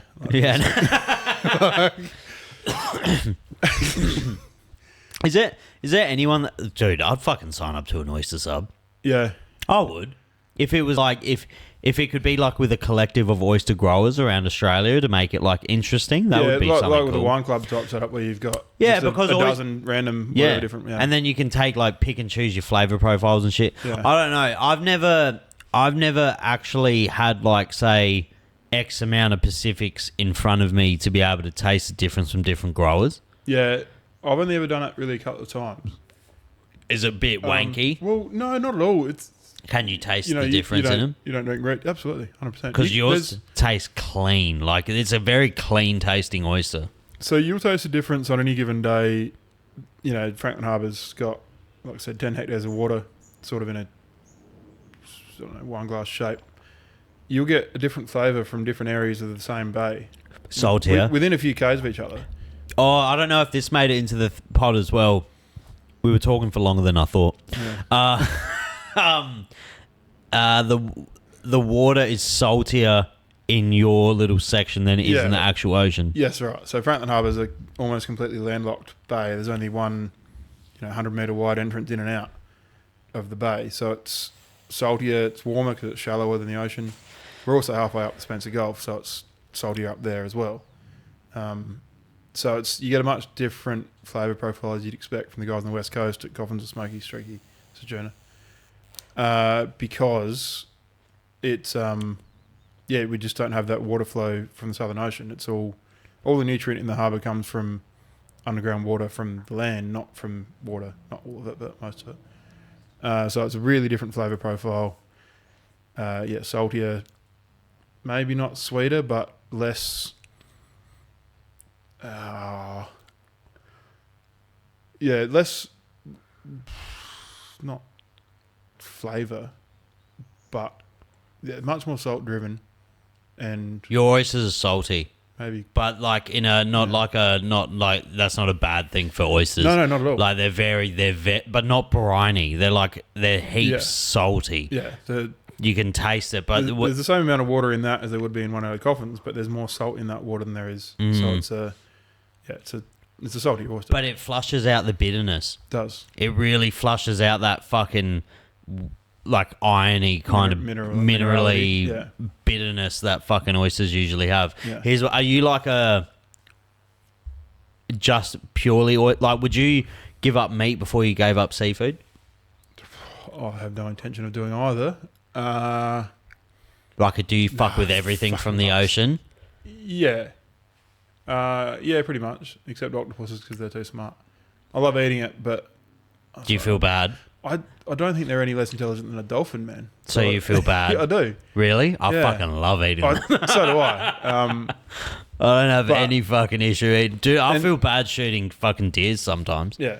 No, never feel bad shooting a roo. I don't know, the whole environment is a completely different thing. I don't know, I love steak, I love oysters, I think I'd give up meat before I gave up I think fish. so. There's more variety in the ocean than there is on the land. Here's one. I'll give you some fire ones here right now. We'll do like a little thing. Yeah. Blueies or sand crabs? Never really eaten sand crabs. We got good blueies at home, so blueies. Blueies or mud crabs? Blueies. I'll preface this conversation by saying I think blue swimmer crabs might be They are the greatest crab. Might be the best crustacean that I've eaten. Here you go. Blue crab or southern rock lobster? if you could get a fistful of meat out of one chunk of a blue crab, be blue crab. But the fact you can do... No, we're not talking fit. We're not talking how you get the meat. Just purely, pure flavour. Someone's laid you a plate of each in front of you? Like you're getting 250 grams of each. Yeah, copy. Crayfish are very, very good. No, not as good as a bluey. I mean, like I said, it depends what you're doing with it. If I'm just going to eat it... You're eating it with lemon. You got salt, maybe, if you want. You got butter. Well... Yeah. But you just got a whole lemon next to you. Yeah, that's it. Blueies for sure. Blueies? But like a fucking garlic butter delicious craytail. I've always thought that blueies are better than fucking crays. Yeah, and prawns. So will you go blue? You go bluey over prawn? Again, given look, I'm the one that makes all this meat edible for people, so it's not. Someone gives me a tray and you've got blueies, sand crabs, mud crabs, just 200 grams of each on a pile. It's probably still blueies, but cray would be the only one that would you'd think about that I'd take if I had to choose one. What about blueies or oysters? They're different fish, man. They're different. Yeah, but like if you had to pick one, oysters. I'm professional. I'm contractually obliged to say oysters. So oysters or tuna. Oysters. That's where I drop off. Fresh tuna. Fresh tuna. Like a fresh fucking tuna. Like a tuna sashimi or just a tuna with a touch of soy. Yeah. Might be one of the most enjoyable fucking bites of food you can ever eat at its purest form. In the same exact way that oysters fresh out the water are. Like all it is the flavour of that thing. I'd take kingfish over tuna. Really? Yeah. I got put off by. I just don't agree with that. Really? Nah, I don't agree with it because I've eaten tuna in Japan. Mm-hmm. That fucked tuna for me forever. I heard you talk about that with someone the other week. But that honestly fucked tuna for me in Australia forever. Yeah. It's just different. Well, the only time I've ever eaten any of that is when mates have caught it, and they'll come past and drop me a slab of sashimi for oysters, whatever. So I've never gone out in order to find good sushi in Australia or sashimi. I'm telling you now, the best. And this is just a fact. And if anyone disagrees with this, you're wrong. Like you can get better fucking grade sushi in train stations in Japan than you can in anywhere in Australia. Yeah. At an eighth of the price point. Yeah. I will never ever forget ever because my memories are all really tied in heavily to food. I have a very food-based memory. Yeah. I purely travel for food. Like, that is it. I don't give a fuck. We got a kid now. When we go to Japan, we're going to take him to Disneyland, but I'm going to Disneyland for the fucking turkey leg. Yeah. Like, do you know what I mean? Yeah. I will never, ever forget. We went to all of these extravagant places in fucking Japan, and then I walked into this little izakaya, like a little pub, no English, 8 seats. Yeah. It was like 10 p.m. at night and everyone was smoking inside. No one spoke English. And there was this Japanese businessman sitting down and he spoke English. Yeah. He's like, you want a seat here? Yeah. And I was like, yeah. And he's like, okay. It was like how weird that a foreigner was coming in. It was just so off the beaten path. How did you find out about it? I just was trying to find somewhere to drink fucking piss. Yeah, right. And we sat down and me and him drank in this barman. There was literally 8 seats, tiny, and there was this old lady, maybe like a 80-year-old lady, and this business had been there for 400 years with generation, and they were doing the same shit. And they were like, would you like food? He was translating the whole time. We were drinking, and they had bottles, 2-litre clay bottles of sake with everyone's names on them. So when a local came, they had their bottle. Yeah, right. You just tell them to fill you up the bottle in 3 months when you finish it. Yeah. And you pour your own. He was pouring me his. We got blackout drunk. We were talking about Mad Max. He loves Mad Max. And the old lady was turned on all her equipment. Took her hours to get me my food. But I'll never forget, she made this tuna sashimi. This lady can't even walk. Yeah. Amazing. Just cutting papers off fucking. And she made me a pork trachea, like throat from a pig, just with soy and lemon, and it was just like the most beautiful food ever. Unreal. But and I've been to like I've been to fucking 2 Michelin star restaurants, 3 Michelin star restaurants. I've worked in restaurants that would have had fucking 2 Michelin stars. Yeah. And it's nothing. It got nothing on it. Yeah. And I remember the moment my passion for food just fucking died. When I moved to Sydney, I was working at this place called Walgan Valley Resort. And it was Emirates owned it. It was fucked. It would cost like $5,000 a night per person to stay there. It was a private resort built inside the Blue Mountains. Yeah, right. And we were cooking, and I was like, the food was just getting wild. And I was like, it's not even like the core principle of its ingredient anymore. Like, you know, like it just flying too close to the sun. Yeah, I was just like, and it's delicious, but it's like so gay. Like that's what we used to call it. Like it was so pretentious. Yeah. And then I was just like, because I only wanted to work in fine dining, but now rustic fine dining's kind of sort of where it's cool to not care about the food, like fucking throw it on the plate, burn it a little bit. You know what I mean? Yeah. And that's fucking the vibe. That's a good vibe. But when you turn cooking from an art into a science, I can respect it. I don't want to say there's a spot for it. There is Hess and Blumenthal type stuff and whatever. There's a spot for it. Like, but if you're not doing that perfectly, you're an idiot. Yeah. That's it. That's like right. if you're gonna dabble into that style of food, if you're gonna go that fine to the point where the ingredients are unrecognizable and you're doing things that are like a serious scientific endeavor to produce, if it's not perfect, you look like a fucking idiot. Yeah. There's not, you can't do it at the pub. Like you gotta, but that's the truth of it. There is a place for it. There is a hell good place for like molecular gastronomy and like that really high end of fine dining.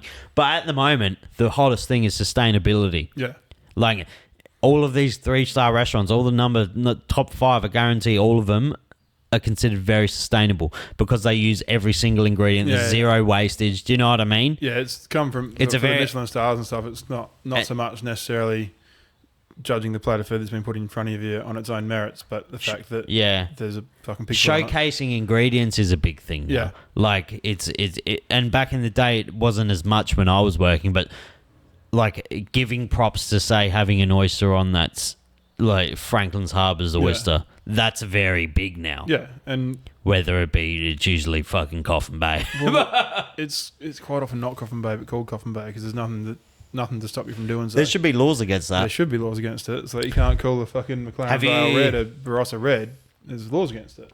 Have you... You don't have to name, but have you ever sold to someone and then they've sold on your oyster to be a Coffin Bay oyster? I don't know because we put oysters in the chiller. They go on the truck. They disappear. Money appears.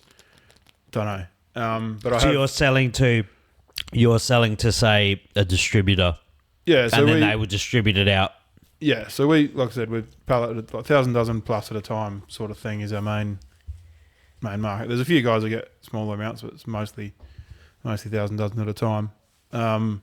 Where they go from the truck is sort of.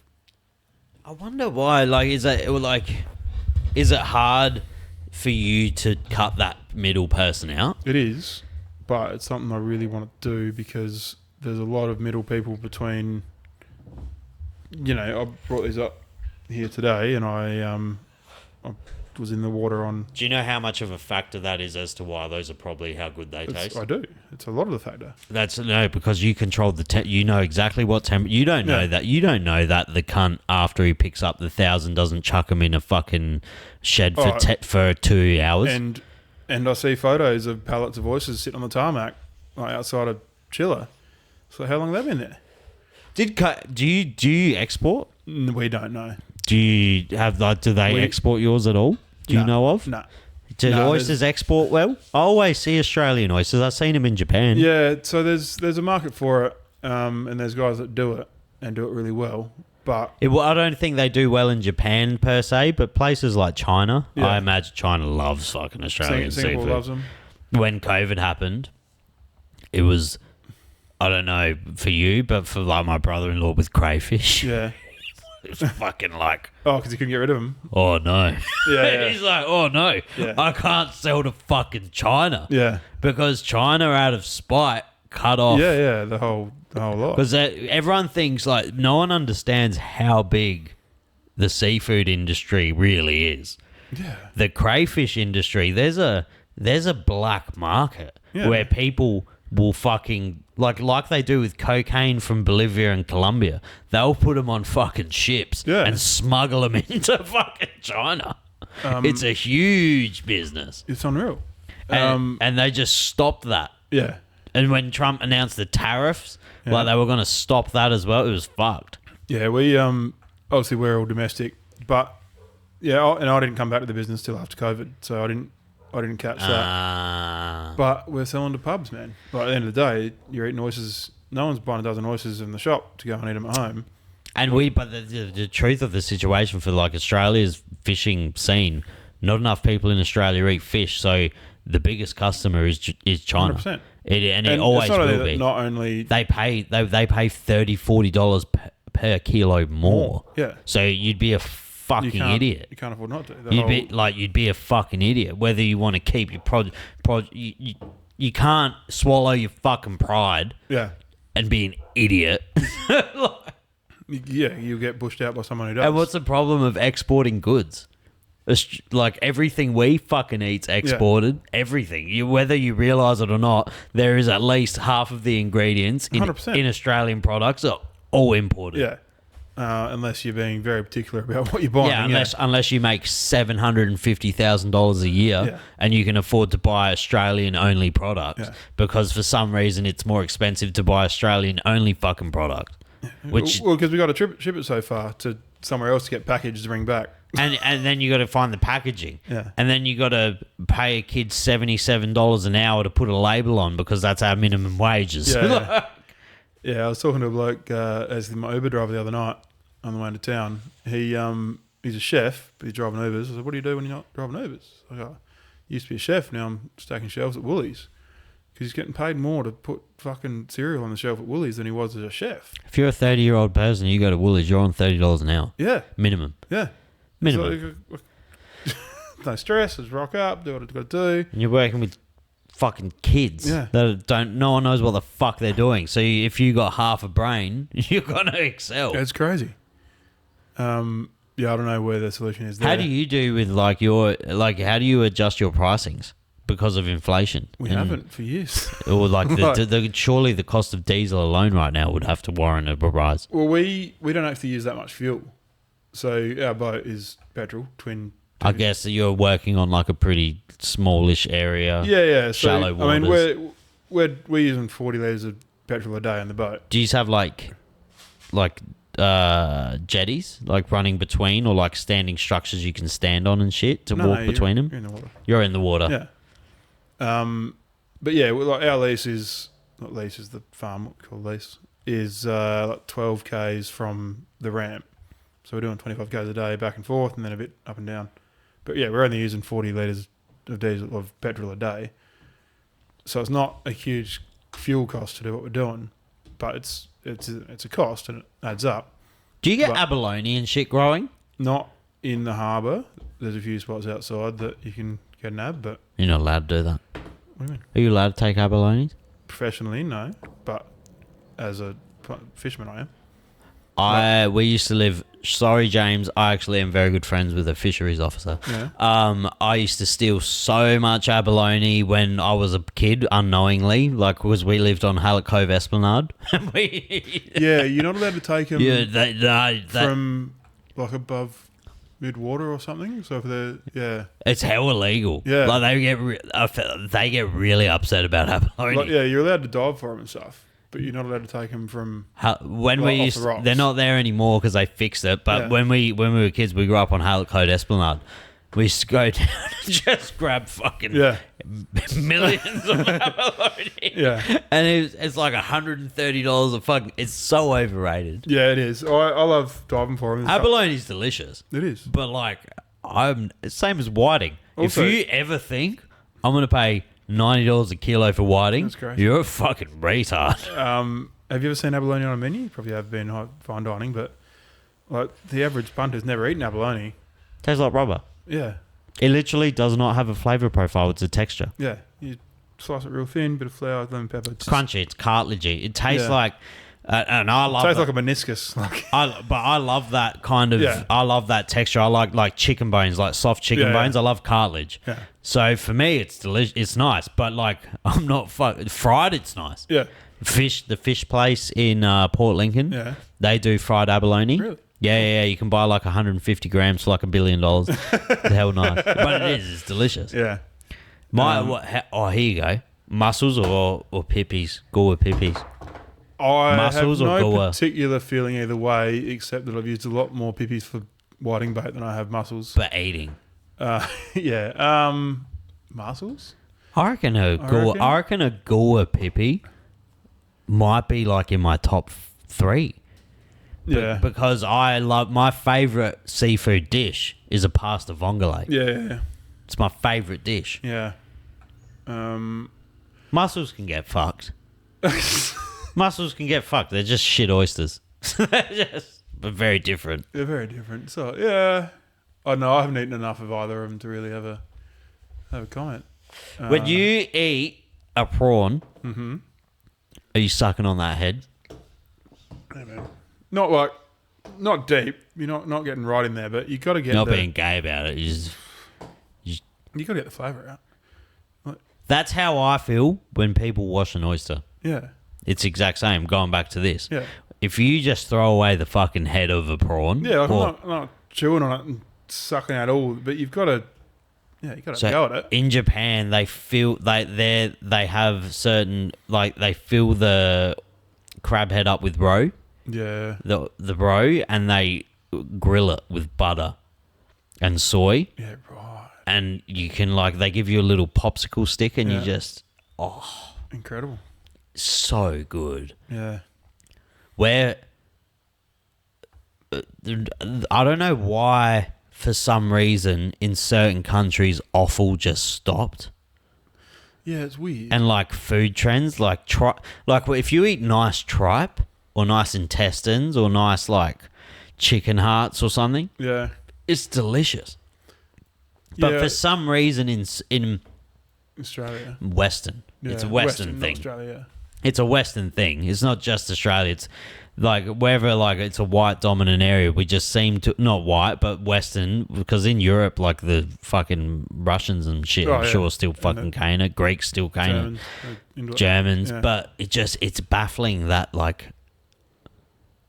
people are just so turned off by it. Yeah, and I mean you could probably put. I mean oysters, you're eating the entire animal. So there's people that are put off by that. There's people that are put off seeing a whole fish. Yeah. If you put a whole fucking barramundi in front of someone, some people will freak out. So how does that change your perception on it? Tasty, a snapper cheek is. When I brought that home, yeah, I fucking went out months ago. First time I went out deer hunting. I've always hunted rabbits and shit. First time I went out deer hunting, I shot 9. Yeah, nice. And it was like a bloodbath. My back of my car was full of deer, and then I brought them over to my missus' family house, and they were like, and I was like, "What? You don't want to see how the sausage is made? This is how it's fucking made." The only deer skull I've got is not quite that big, but not far off it. I was working at Mount Bold Reservoir near Clarendon. Oh, so the bloke I go hunting with, he's he does pest control at Mount Bold as well. Yeah. So I was working out there and finished one night, drove home. In the morning, there's this dead deer on the side of the road, and it's been shot. I think it's been hit and then shot, but it must have been cop and come and put it out of its misery. Cause it had 2 broken legs and a bullet wound. So I was like, I'll have that. Did a couple of hours work, finished that. On the side of the road, I'm like, I'll cut the leg off of the dog, and then I didn't know how long it'd been there or what had happened overnight, so I didn't want to eat it. So I'm there on the side of the road up this hill, cutting a deer head off, and there's a group of 12 cyclists pushing up this hill doing about 1K an hour. And I'm there with my shirt off because I didn't want to get blood on my work shirt. Like, with a filleting knife is all I had in the car. Hacking the head off this deer on the side of the road like fucking hills of ice. Probably thought you just fucking chased it down and fucking... Do you go shooting much? Are you obviously a country boy? Yeah. So we, like my, not dad, but his brother and sister, or brother and sister and her husband passed away, but they've got the old family farm, which they grew up on, my grandpa and grandma's farm. Is that up that way? Yeah, just out of town. So I've got access to it, and obviously mates that do a bit of shooting, but should do more of it. I'm absolutely obsessed with it, eh? Yeah. Like, I was actually looking into it the other day because I've always... I can't see myself doing anything outside of food. Like, I hate manual labour. Yeah. Like, I'm not going to be a concreter besides the fact I'm a wog. Like, I'm not into that. No. I only know cooking. Yeah. And this or shooting. Yeah. Like, that's it. So I was looking up the other day, how do I like monetize it in a way like to become a contract shooter, which I'm not good enough to be yet. But that's something I want to work towards. But it's impossible to get the rounds in to practice. Yeah. Because I only know X amount of people with properties. Yeah. So I'll shoot anything at any given time. I love it. Because I have a very scattered kind of ADHD brain. Yeah.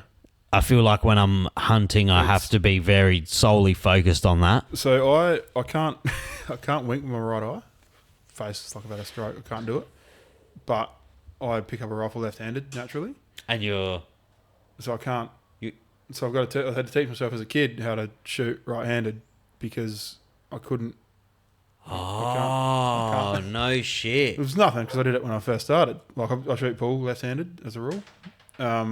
Everything else is right-handed, but you shoot pool left-handed. Naturally, I can play both hands because I taught myself how to play both hands. Yeah. Say the alphabet backwards as well. Can you? I can. Bullshit. Oh, it's probably... If you can can you actually do it? Yeah. Did you see my reel? Yeah. Can you actually do it? Yeah. Like legitimately, you can do that. ZYXWTUVSRQPONMLKJHAIHGFEDCBA. That's incredible. Backwards, man. That's fucking... I was trying like an hour off camera and I couldn't get 4 letters. I'm a retard. Yeah. You are definitely got some of that. I don't want to say it. Just a lick of it. You got a fucking little sprinkle of it in there. Yeah, I don't know why I taught myself that. But so you grew up hunting and shit? Not like all the time, but it was always there. Always an option. Yeah. I just don't know. I think I'm a hell firm believer that if you're not willing to do it, you can still eat meat. I am 100% the same. But I don't want to say you shouldn't eat meat because we live in the 21st century and it's like unrealistic. Yeah. But I honestly think if you're not willing to at least see it, then you shouldn't be able to eat it. To see people see offal or a head and think, oh yeah, I have more understanding of why people are vegetarians than as to people who are upset with hunting that eat meat. 100%. That's fucking dumb. Like if you're... I actually knew a vegan once that would eat venison if I shot it. Yeah, good. And he would eat eggs if they were... Like if he had them in his backyard or you had them in yours and there was no fucking weird business going on, he would eat them. He was more about the cruelty-free thing. I don't eat fucking cage eggs either. And everyone's like, well, you're not even giving the deer a chance. You have a gut. Have you seen a fucking... What are you going to do? Just snout a deer. You got 3 seconds to shoot a deer, if that, once it sees you, or you're never seeing that deer ever again. I've never shot a deer, so I was glad I found a dead one on the side of the road with a fresh head on it. But, like kangaroo, there's so many more kangaroos. No, I'll shoot the fuck out of a kangaroo. I hate kangaroos. I hate them. I fucking hate kangaroos. I used to live with them in Sydney. They're fucking annoying. And wombats. Wombats? I've never shot. You obviously can't shoot them. I'm not shooting wombats, but they're fucking like the Australian animals. All fucked. Like if no one's ever been out bush and heard koalas mate. Yeah, I got a gum tree in my front yard, man, It's the most demonic. Like it's No one told me. I remember being like fresh 19, 20 whenever I was in Sydney, and I was like, what is that? Yeah, it sounds like a gucker. sounds like a demigorgon, a fucking creature in your woods. And they're just, oh no. And it's just a little koala trying to fuck. Like, possums aren't much behind it when they're fighting or fucking. Like, they're critters. Do you enjoy it in, like, I guess you'd call this the city? Like, do you enjoy this area more? Never imagined as a kid saying this, but obviously the people around me and the fact we're in Blackwood, the hills, so I'm not city. You know, you look south from our joint and you've got everything you could ever possibly want without. The only time I go to CBD is to watch a footy or a gig. Yeah, I never go to the CBD. You know, it's not. And I've got mates from home who are, you know, fucking 15th generation farmers back home that can't get why I live in the city. I don't live in the city. I live around the city. Yeah, but they would see it as like 100%, the city. Yeah, man. But then they'll finally fucking get their passport out and come to Adelaide and see me, and they're like, oh, you've got a backyard and a shed, so yeah, I'm not a city slicker. Man. I'm not living in a 200 square metre block. That's right. We were looking at moving to Maiponga, so we were looking at moving towards Maiponga area on a farm. But then everyone I know that's had a farm just really think about it. Yeah. Like, because you're going to have to work to maintain the farm. Yeah. And then you lose the beauty of having the farm. That's right. And I owe nothing on this almost. Yeah. So we're just going to fucking reno the fuck out of this, stay here, and then eventually I'm going to, hopefully, within the next 10 years, I at least want to own like 50 acres at least 4 hours away. Yeah. Anywhere within a 4 hour, but I would love to be south, like Kingston SE, something around there. Yeah. Like, I love this southern region of Adelaide. It's always green. It's colder. I like cold weather. Yeah, I love the cold. I love the cold. Like, everyone's like, I fucking hate summer. I hate it. I hate summer, bro. I hate wearing a shirt. You do? Yeah. I love winter. I like a miserable fucking cold day. I love that we've got the temperate climate with both. We got 6 and 6. It's actually changed a lot. That's another thing. But do you actually, this is because we're similar age. Am I wrong in saying that Adelaide, to your knowledge, when you were younger, was literally 6 months cold, 6 months hot? Yeah, and now it's more hot. Now it's like 75-25? Yeah. It feels like it's always... Well, why is this weather right now? Like, it's fucking beautiful outside. We're checking the water temperature at home. It's still 21 degrees in the drink, which it should be less than that. You know, we get down to about 8 in winter. And that's why the algae... That's another thing with the algal bloom. Like, it's not... And I don't believe in global warming. Oh. No. But I think that Earth's getting hotter.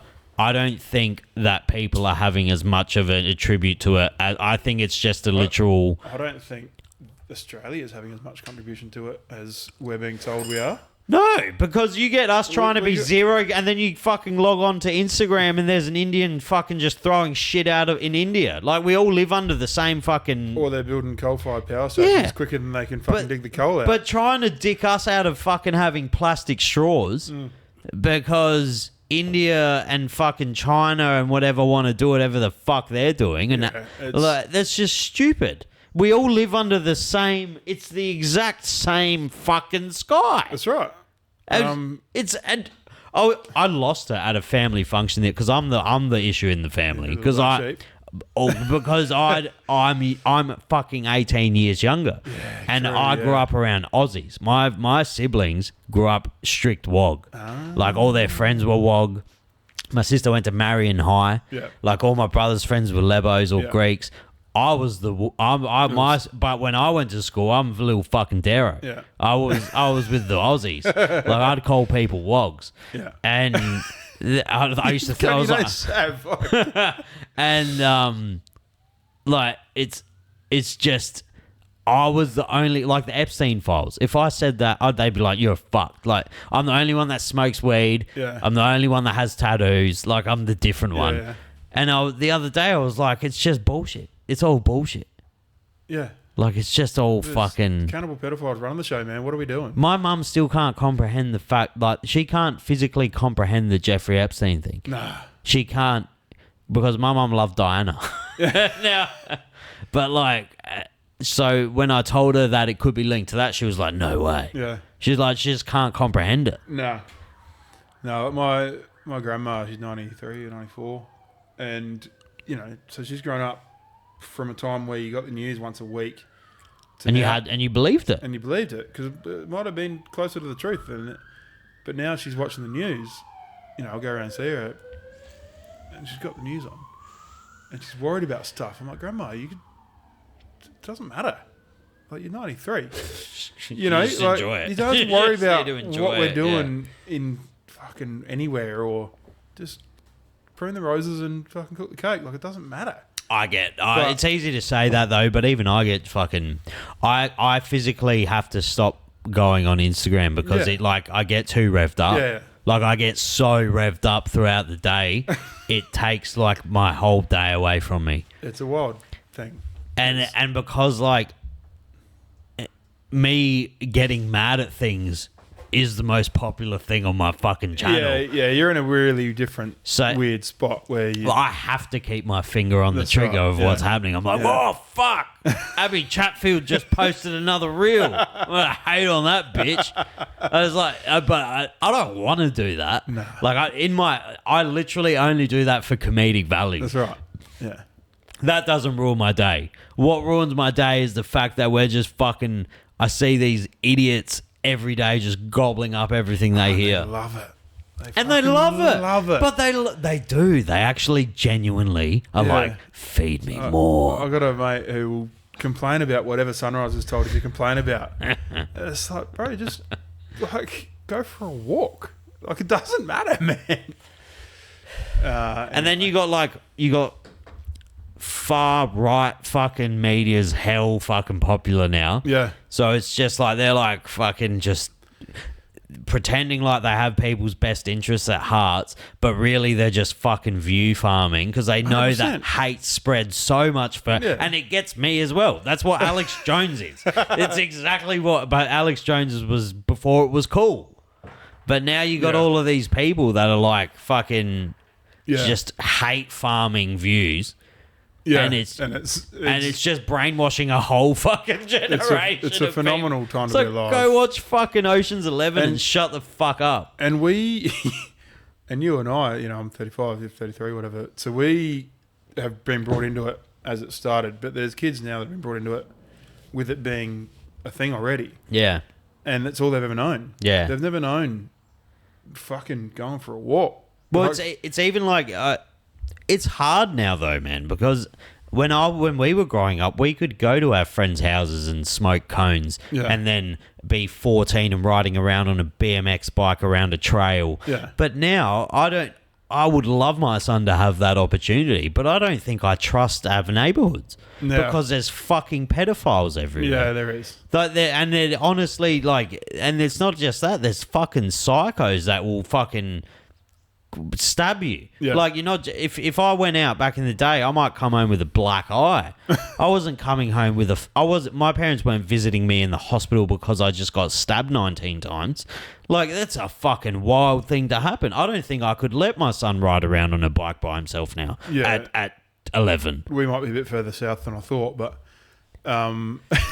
yeah, we're fucking deep in it, bro. It's been sirens going past the whole time. When this side's Morphevale. When you look directly across the road, that's Hackham. I'm on the border. Oh, true. Yeah, right. Yeah, those houses are Hackham. I'm Morphevale. But it's like a real, like if you're in Victoria now, I wouldn't let my child leave the house at all. Bro.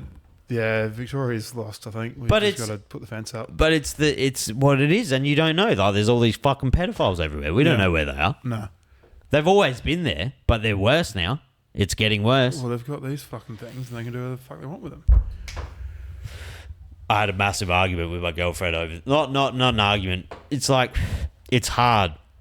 Because we want to send our kids to, like, a Waldorf school and then be fucking hippies and not use a fucking iPad. Yeah. But they're going to have to. Yeah. Like, if your kid's not efficient in using a apparatus, by the time they're fucking 10, they're going to get left behind. Like... Unless they're going to pick up a manual trade. If my kid has two options: work with AI, or have a trade.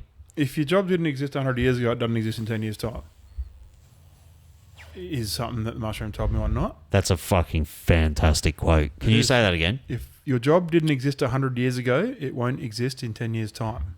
Literally was saying that on the podcast with my last guest. Yeah. Jimmy.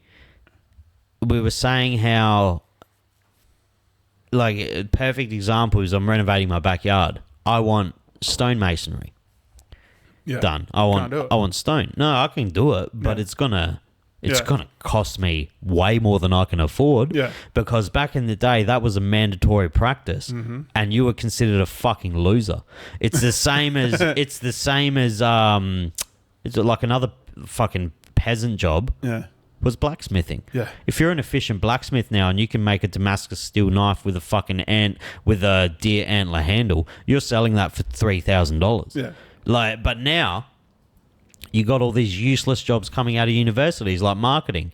Yeah. Or your job's cool. Too bad there's another 20 million of you trying to do the same thing, and now ChatGPT can do the same thing better. 100%. Like all of these jobs, these white collar jobs going to we've experienced 2 years of AI. Yeah. I remember using. And how much of a big part of your life is AI now?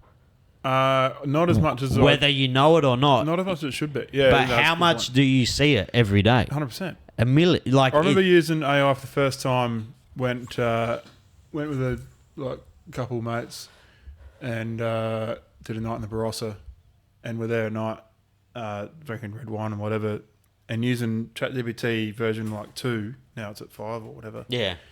ChatGPT to write us poems, and it's like, write us a fucking. That's what everyone used it for, to make fucking. It's just a laugh, music or at funny the time. poems. And we're like, yeah, write us a poem about oysters, and all right, make it a poem about oysters, but from the perspective of Shrek after he's just left Fiona. Yeah. And it was like, what? That's where we should have left it. Exactly. That's where we should have fucking left it. And now it's like, I got a new fucking sign made for my oyster bar the other day with not this logo, my other logo, but I wanted it rearranged so it was round and da-da-da. So I just threw it in ChatGPT and said, make it round, and then sent it to the company that was going to do the engraving and whatever. And they're like, is it supposed to be not quite round? I was like, no. She goes, oh, and showed me a screenshot from her whatever program. So, it was a bit funky. Yeah, because ChatGPT had just made it. I was like, yeah, but it wasn't actually a circle. It was like a little bit of an egg. It couldn't even do words a year ago. 100%. You couldn't. Yeah. I've renovated. I did renders of my whole house last week. Yeah. To the fucking millimeter. Yeah. And it's just that's in 2 years. 2 years. So everyone's saying, no, it can't fucking take. It can. You can take your job in it. Do you know what it can't do? Yeah. Farm oysters. Blacksmithing. Until the robotics come out. Yeah. We're fine. But it's just hilarious how the roles, these sought after university degrees. Well, the big ones if your son wants to drop out of school at 16, would you let him?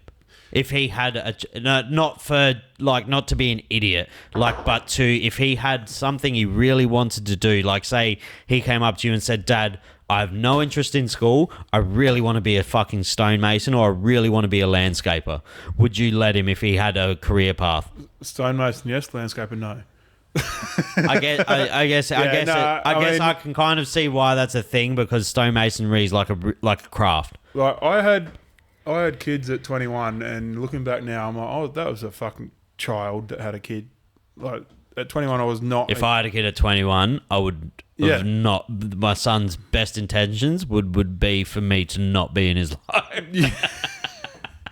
I've pulled it together, but so to see a 16-year-old kid in your own whatever say, this is what I'm going to do, I'd find it very hard to not say, look, just another fucking year of school. Let's tick that box. No one's ever regretted finishing. I can definitely see why it's important to finish school. I have no issue in that. But I also think there's real value into kids fucking up heaps. Yeah. I think there's a heaps big value in kids. I've fucked up my life so many times, but I've always found it, like navigated it. And I think that's so important. Yes. For children, like, I think failure is so important. 100%. It is way more important than anything else in a young male's life. I'm speaking strictly for a young male because that's my only experience that I don't know. I'm not a woman. Yeah. Yous have different, and it is what it is. Like, females have different battles to fucking face in life. 100%. As a young male, You got to failing, fuck up. you have to. And Yeah. you have to do it early, That's right. or you're going to do it when you're 30. And when you're 30, much like your injuries, Yeah. You're still going to do it when you're 30, though. but when you still do it, but your big ones, Yeah. whether it be addictions or Yeah. just your major fuck-ups, you really need to dial them into 15 to 30. Yeah. Because it's like when you wake up when you're 30, the second you turn 30, you wake up in the morning, you got a knee injury. Yeah. That doesn't go away. I had one before that, but It's like perfect examples. When you're 16, you can literally spike yourself on your fucking frontal cortex on the concrete as hard as you can, and you'll get up and be like, oh, oops, daisy. oops. But now, if I did that, I would literally cease to exist. I would die. I would die. Remember drinking 20 beers and thinking, "The fucking." I don't know why people talk about hangovers. Like, what is this? Yeah, well, now And then you hit 30 and you're like, if I drink 25 beers now, I literally can't bring myself to look at my phone on Sundays because I have anxiety. Like, what did I do? yeah, But it's just it's such a different time to be alive, man. It's fuck, and we're lucky because we're house owners. Like your kid, like at the end of the day, our kids they have an inheritance. yeah, That's it. that's right. Otherwise, they're fucked. They're so fucked. So Yeah. many kids are fucked. Especially Adelaide house prices are cheaper than more expensive than Victoria. Yeah, like I'm kids at Scotch. I'm running a business. I'm not in the fucking trenches. Like, there's plenty of people, and it's fucking hard work. And there's so many people our age that look at buying a house like it's fucking flying to the moon, man, because it's just not going to happen. I know their people, parents didn't do it. I know people older than us that are like 100%. like there's like Yeah. I don't know what to do. Yeah, But if you're at 30 now and unless you have like a really really high income, like over 300,000 a year, yeah, you're probably not going to get a house. no, Like, because you need 300,000 a year combined household income now to thrive with a child in Australia. yeah, You really do. you do. Like, you need over 300 is high. I would say you need over. It's got to be two though. You need to be over 2 yeah, with one child yeah. to thrive. Even the Not even thrive. Like, I went to the shops before and I didn't have to look at the prices of things. I just put shit in my Yes, basket and I just scanned it. Yeah. To have that luxury, you need over 200,000 a year as a combined household income. That's right. In Australia, which is fucked. That's Like I said, fucking I think it actually got lost. disgusting. like, my old man bought a block for a house block on the corner on the sort of outskirts of Cow for $100 27 years ago. $100. At the time, he was selling a bag of oysters, 30 dozen, for $100. We now sell that same bag of oysters for $300. Well, when I worked at the fish factory on Grand Junction Road, I think I used to help out there when I was like really young, because it was a family business with my brother-in-law. I just used to go because I wanted to earn money, and I love working. Yeah. I love it. And it's a sick place to work. It's chaos. There's fucking fresh fish coming in every day. There's fucking different races everywhere. There's people that can't speak English. It's a very fun place. And when we were there, I'm pretty sure oysters were $10.50 a dozen. Out the door, opened. Opened out the door. Yeah. Opened out the door, they were $10.50 or $11.50 a dozen. Yeah. And then you'd get like Indians that would come in and you'd try and sell them prawns, and they'd go to the damaged prawns and they're like, pick out the good ones. But oysters, they weren't a luxury really until maybe 20 years ago. Yeah. It's a new one. Yeah, and I'd like to not bring it back. I think there's a room for them at the fucking very pinnacles. I think they're such a great food, a great product to be able to showcase. Well, they're sustainable as well. And that. Like they're so easy. well, They're not easy. Not easy to they're grow. farmed, not fished, is the biggest thing. Yeah. So we're not taking anything from a natural stock. But you're also not damaging a fucking. It doesn't have a fucking brain. It's not. It doesn't feel pain. Like it's a very painless food. Vegans fucking eat oysters. There's a lot of all vegans should eat oysters. There is a lot of vegans that eat oysters. So they should. Because if you're eating mushrooms and not oysters, you're fucking retarded. Because a mushroom's way fucking smarter. Absolutely. Like dead set, a mushroom's way. Eat an oyster and see if you see a fucking grey. Yeah, I've had the discussion with a few people about, That's so true. If you eat if you're eating mushrooms and not oysters because you think that oysters have some fucking intelligence. Have you not seen mushrooms or something? I don't know. Have you not seen the Mario movie from 1995? Yeah. Mushrooms all have brains. Yeah, 100%. That's another thing I can't wait to show my son. Because he just turned 7 months old. Yeah, right. You're in the trenches. Nah, not at all. Not at all. I'm not. I'm very thankful that my Mrs. Zara is like mum of the year. Yeah. Because I'm so focused on what I'm doing. But he sleeps. Yeah. Like he sleeps fine. Sleep's He's a textbook kid. He's perfect. He's whinging now, he's teething and stuff, but knock on wood, he's like sleeps fine. He's very lovely, doesn't whinge. If you got kids sleeping flat out when they're 6 months old, then you be sick. He's sweet, but I can't wait to show him like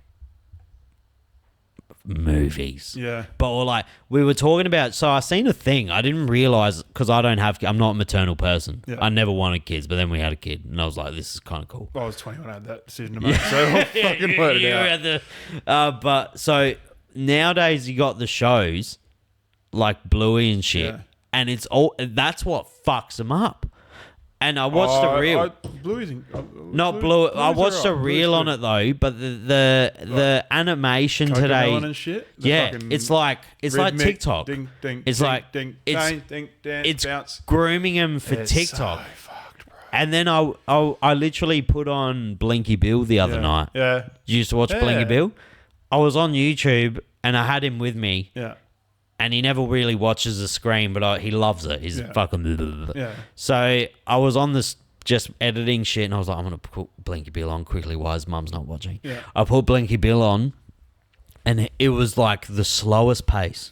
Yeah. And the colours were all great. It wasn't made to like... It wasn't made... It didn't have reds and like... I've seen those where it's like 3 beats of a red scene, then it's a blue scene for 4, and then it's... It was like just an animated show. Yeah. Hand animated, drawn, coloured. And I was like, this is what I'm bringing my fucking kid up on. My kid's watching Aladdin. Yeah. My kid's watching, do you know what I mean? Yeah, my kids are the same. So we grew up, we sort of brought the kids up listening to the music we were listening to, watching the TV that we watched as a kid sort of thing. So they've had The Simpsons on rotation since they were old enough to know what fucking Bart was, and then I see a lot of my mates now, because they were too smart when they were 20 to have a kid, so they did it when they're 30 or 35. And you see them with these toddlers that are fucking iPad kids, and it's like, man, we had it so good as a kid for us, so let's just do that again. We can do, like, all of The Simpsons is on Disney or whatever. Like, it's just a very strange thing because kids are so drawn to technology now. 100%. But I honestly think it's like an evolutionary thing. Yeah. Like, it's not because they're just they know, like they just know. In Like the same way that you and I knew when we picked, we knew more about computers than our parents or your siblings or whatever, just naturally because they were just there. But we weren't born with them. No. But these kids have been born with them, and they see us. Like, you can say you're not on your phone in front of your kid, whatever, but you are. Yeah. But you just subliminally don't realise. No, it's not a phone. It's not an iPad. It's a phone. Like, you're still just watching reels going. How ding, many ding. times a day, bro, are you like this? Yeah. Like, how many times a day do you just do that? Yeah. Like, and you probably do it 80% less than I do. Well, I've got wet hands most of the time. Yeah. So. But do you know how many people on the average day just go and are just looking? For an hour. Your kid sees accidentally it. an hour on the couch in the afternoon. Yeah. Like, ding, ding, ding. They see it, and like it's been bred into him. When my son sees a phone, Yeah. he's like, What are you doing with that? Oh, what are you Let me doing? have some of that, please. Let me have some of that. They love it. Yeah. So my lad is just turned 13 in December. Fortnite kid. All his mates playing Fortnite. So Shout out. Playing a bit of Fortnite. I was a Fortnite kid. Yeah. I was too old for it, but I used to play. During COVID, we were all Fortnite kids. Yeah, so I was playing Warzone in COVID.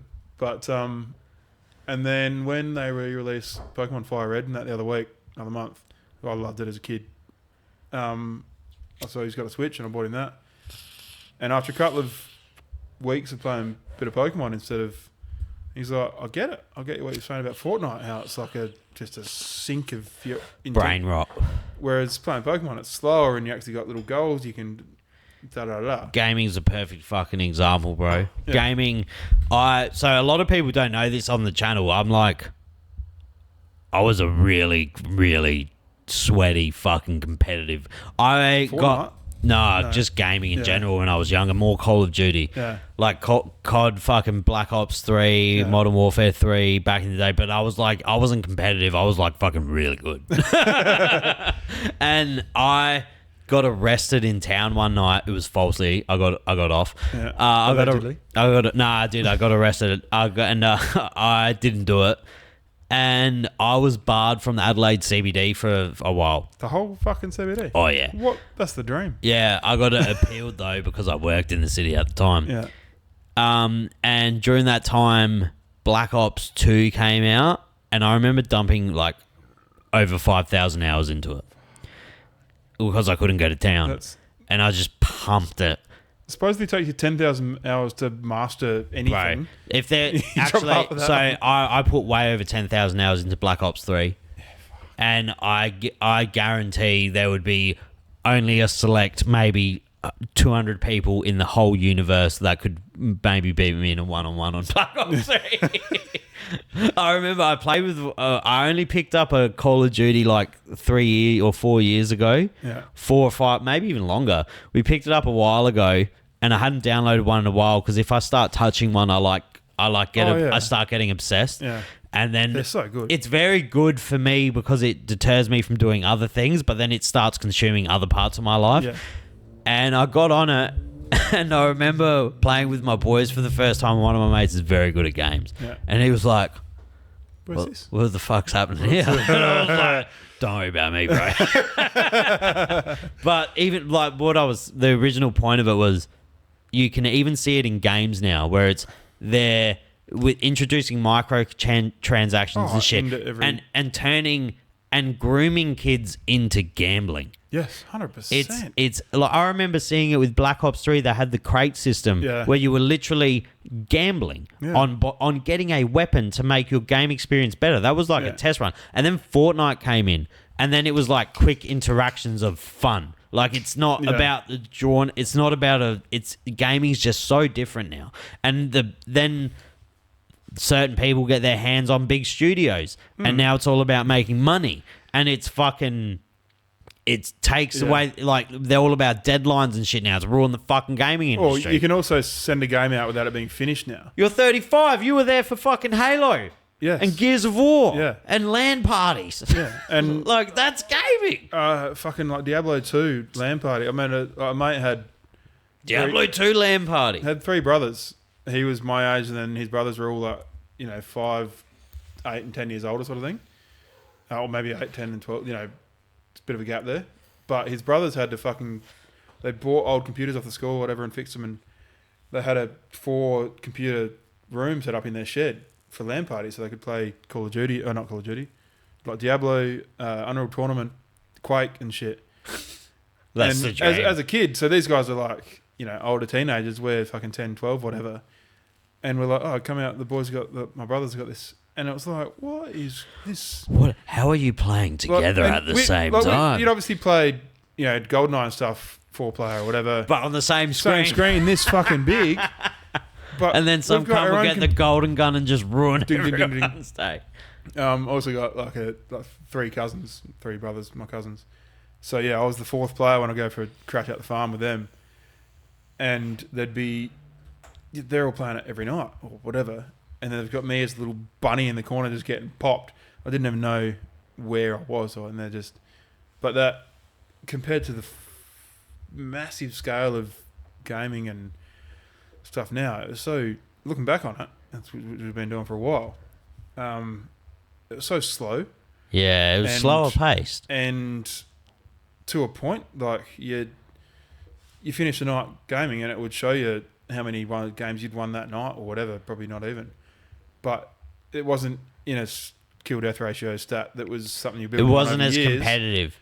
And like with Fortnite, it's 15 minutes or whatever, and then it's square one again. Yeah. Anything you did there, in the corner, doesn't matter. Did you ever, like, do you still game every now and then? I've always been a single player game. So that's my thing. I love in my deepest heart, I love single player adventure games. Yes. Or like I love a game with a really good story and you can progress through it. Like say like The Last of Us or fucking God of War games or Yeah, I'm Uncharted. Uncharted's great. Like Fallout, any Elder Scrolls. Oh, Elder Scrolls is too much for me. Yeah. I got too much ADHD, bro, and I always think I'm doing the wrong build. Like I really, really tried to play Elden Ring. And I couldn't. When I bought my PS5, it had Elden Ring, and I started. I'm like, It's this too is much. so hard. Like, how many hours am I supposed to get into this? We're before too old, bro. We're too old to do that shit. We literally have... It's funny as when you're like 16, you can spend 19 hours in front of a PlayStation. I know. I've got shit to do, But then man. now it's like, I can fit in a quick 45 minutes. That was like Red Dead Redemption 2. The first one was great. Started playing the second one when it came out. I'm like, there's too much shit to do. I don't have time to... RDR too. So It's an incredible game. So funny. I stream on Fridays, and I'm going to take a full week off. The week GTA comes out. Yeah. Yeah, I haven't played a Gran Turismo since Vice City. No, Grand Theft Auto. No, that's what I meant. Oh yeah, Gran Turismo Vice City. Dude. Grand Theft Auto since Vice the City. last one Yeah, was phenomenal. I know. And I was too late to the part. I had kids when I was 15 years ago, 13 years ago. Yes, So you did. I didn't have time to do it, and then I'm aware of what it is, but I can't start now. Is your kid into gaming? Yeah, like I said, so he's a bit of a Fortnite kid, but now he loves. Is he starting to He's venture over fucking more He's into... fucking good at chess, man. I didn't know how to play chess till my son taught me. Kids like chess and golf now. My kids are good at chess.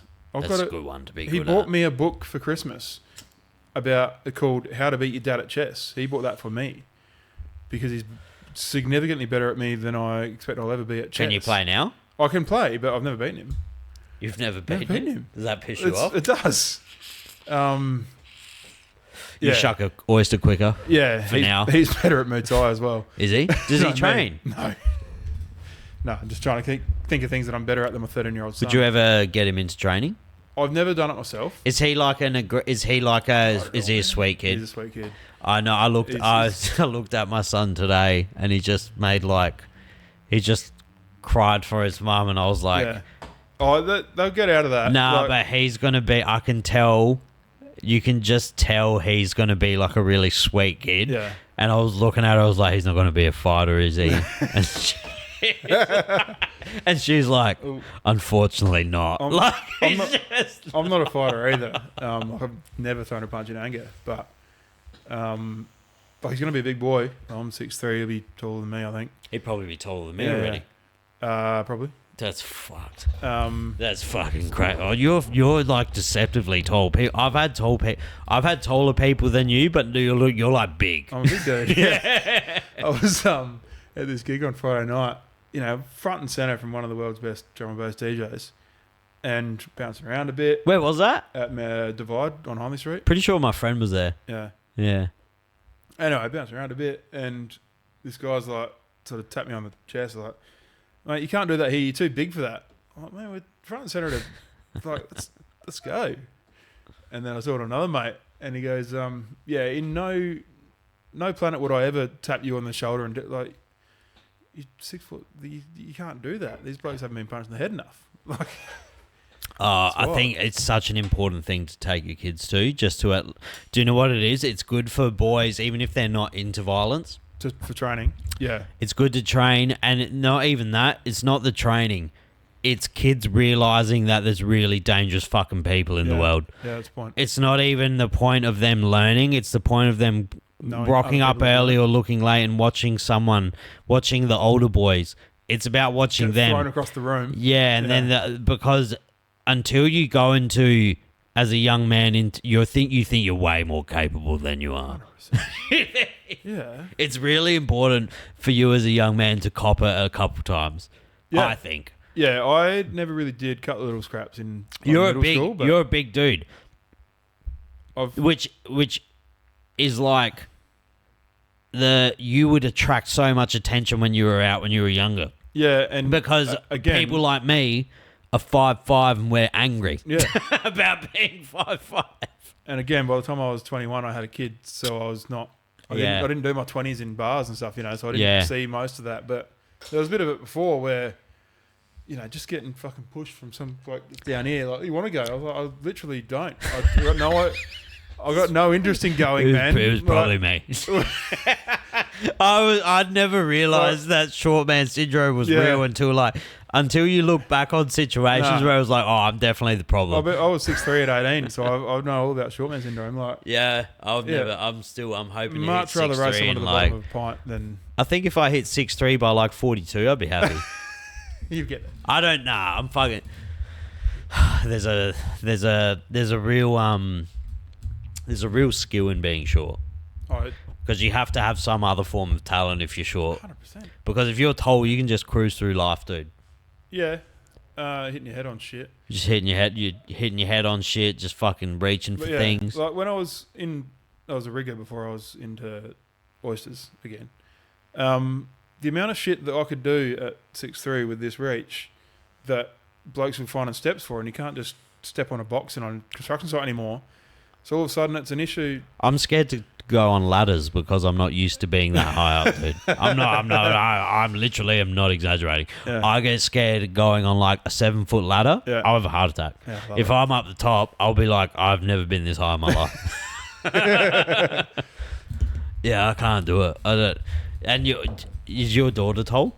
I think she will be. She's obviously only 11 now, but she's taller because we measured ourselves on the bloody measuring wall at my mum and dad's the other week. She's taller now at 11 than I was at 12. But I had a massive growth spurt at like 14. As a boy thing. As a boy. So my lad's taller than I was at the same age, but I'm not expecting him to be 6'7", but he might be 6'4" or 5. Don't know. We're also feeding him. I was in the car with mum smoking darts. My lad's on. Do you want some deer? I'd love some deer. I've got a shitload in the freezer. I'll give you some mints. I was raised on a 90s diet, and my lad's growing up with a naturopath for a mum. So she a naturopath? Yeah. Dude, she needs to fix me. Yeah. I'm so intolerant to everything. I'm so intolerant. That's your job as a podcaster, though, isn't it? No, yeah. No, it's more like as soon as I turn 30, like I have a fairly strong stomach, but not for bread or dairy. Nah, not anymore. Like zero, bro. Yeah. If I eat it, it canes me. And my favorite food in the world's like a wood oven pizza. Yeah. But if I eat it, I will literally, after today, because I've pumped 5 beers, I will shit myself 12 times tomorrow. You got to do it to yourself every now and then just to let body knows who's boss. I love flavour. Yeah. Like I can't. I just love flavour. Yeah. It's a hard one with getting old. There's the amount of shit you can't do that you could do. Like, I swear I could run a K. I got a shout out to X Speed. They delivered me a home gym, and I was skipping the other day. And I was like, this isn't bad. Like I'm back. Yeah. And then the next morning I woke up and I was like, I can't step on my foot. I've managed to keep myself into footy a little bit. I've played footy at least a game every year. Who's your team? We won a flag back home at Cow. Shout out the Cats. In 2024 in the B grade. I didn't play footy at all last year, but played for the Scotch Old Coals in Adelaide, which I'll get back into this year. What's your AFL team? Crows. It's not good. I'm a Rehn. It's not good. Sean Wren's second cousin or something. Are you? Yeah. It's fucking gay, man. Yeah. Port Adelaide, unfortunately. Do you know what, though? I don't know. Everyone, like, is hell weird about this. I've been wanting to switch teams for years. Yeah. But I feel like it's unapproachable. I've wanted You can't switch to the Crows from Port. No. You can switch to wherever else. No. But you can't Collingwood. Collingwood? Oh. I've been flirting with Collingwood for a long time, bro, and I think they're my team. How's Pendlebury yesterday? Oh, dude. What's he doing? What He's right do old, you man. got at 40 years old? He's old, man. 43 and 2. He's the GOAT. He's unreal. Do you know what I realised yesterday? And this is when I realised I need to get off Instagram. I enjoy watching Carlton lose more than I enjoy watching Port win. Dude. It's not a bad hobby because there's plenty of that. Oh, man. Port's shit. I honestly am going to jump to Tasmania when they come in. Yeah, I don't mind Tassie. Because I like green. And they're going to be green. I don't know if there's enough AFL players to play with another team. I think the talent's stretched. I think there is. I think it's a bit stretched, a bit thin. I think yeah. I don't know if they should have added. I reckon one like of the Victorian teams could have just. Honestly, they can get if the AFL want to, they could get rid of Essendon or Carlton, I think so. and it would probably be Essendon. Essendon's shit. I think Essendon have been shit for a very long time. I don't think they mean anything. No one cares about I don't know Essendon. anyone who like. I've seen people. I know a guy with a North Melbourne whole shoulder to shoulder, hip to hip logo on his back tattooed. That's grim. I don't know anyone with an Essendon tattoo. Nah. I know people with Port tattoo. Yeah. I know people with Crows tattoo. Yeah. Essendon may be the most nothing club in the They've AFL. been so hard to watch for so long. But Carlton are just so infuriatingly terrible. Yeah. It's comically funny to watch if you're not a fan. The way they manage to snatch defeat from the hands of victory week in, week out. But it's like they could be up 100 points at three-quarter time.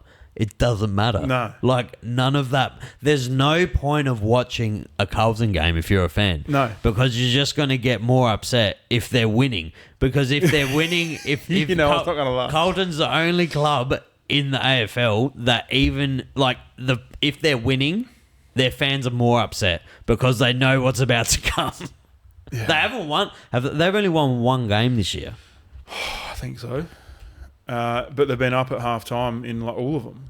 Yeah, they're fucking... I don't get it. I don't know because everyone blames Vossi. I blame Vossi as well because it's easy bandwagon to jump on. I just don't know how much of a difference the coach makes to the club, bro. I don't know either.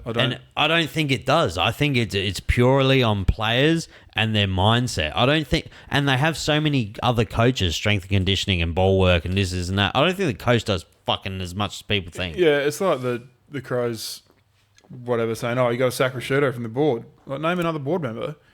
Who cares? It's a board. It's not Rashudo with the fucking crown on saying, you do this, you do this. Do you know what, though? I guess for, like, morale and club culture, it makes a difference. It does. Like, if no one likes Vossi, if no one likes him there, it brings bad... It's like if you go into work every day and you fucking hate everyone. But as an AFL player, surely you're like, all right, well, coach sucks, but I've still got to fucking put a game together myself, so I'm worth something to someone else, if not Vossi. Yeah. Or whatever. It's an odd one. I don't know. I don't know, footy's a bit of a bread and circus type stuff.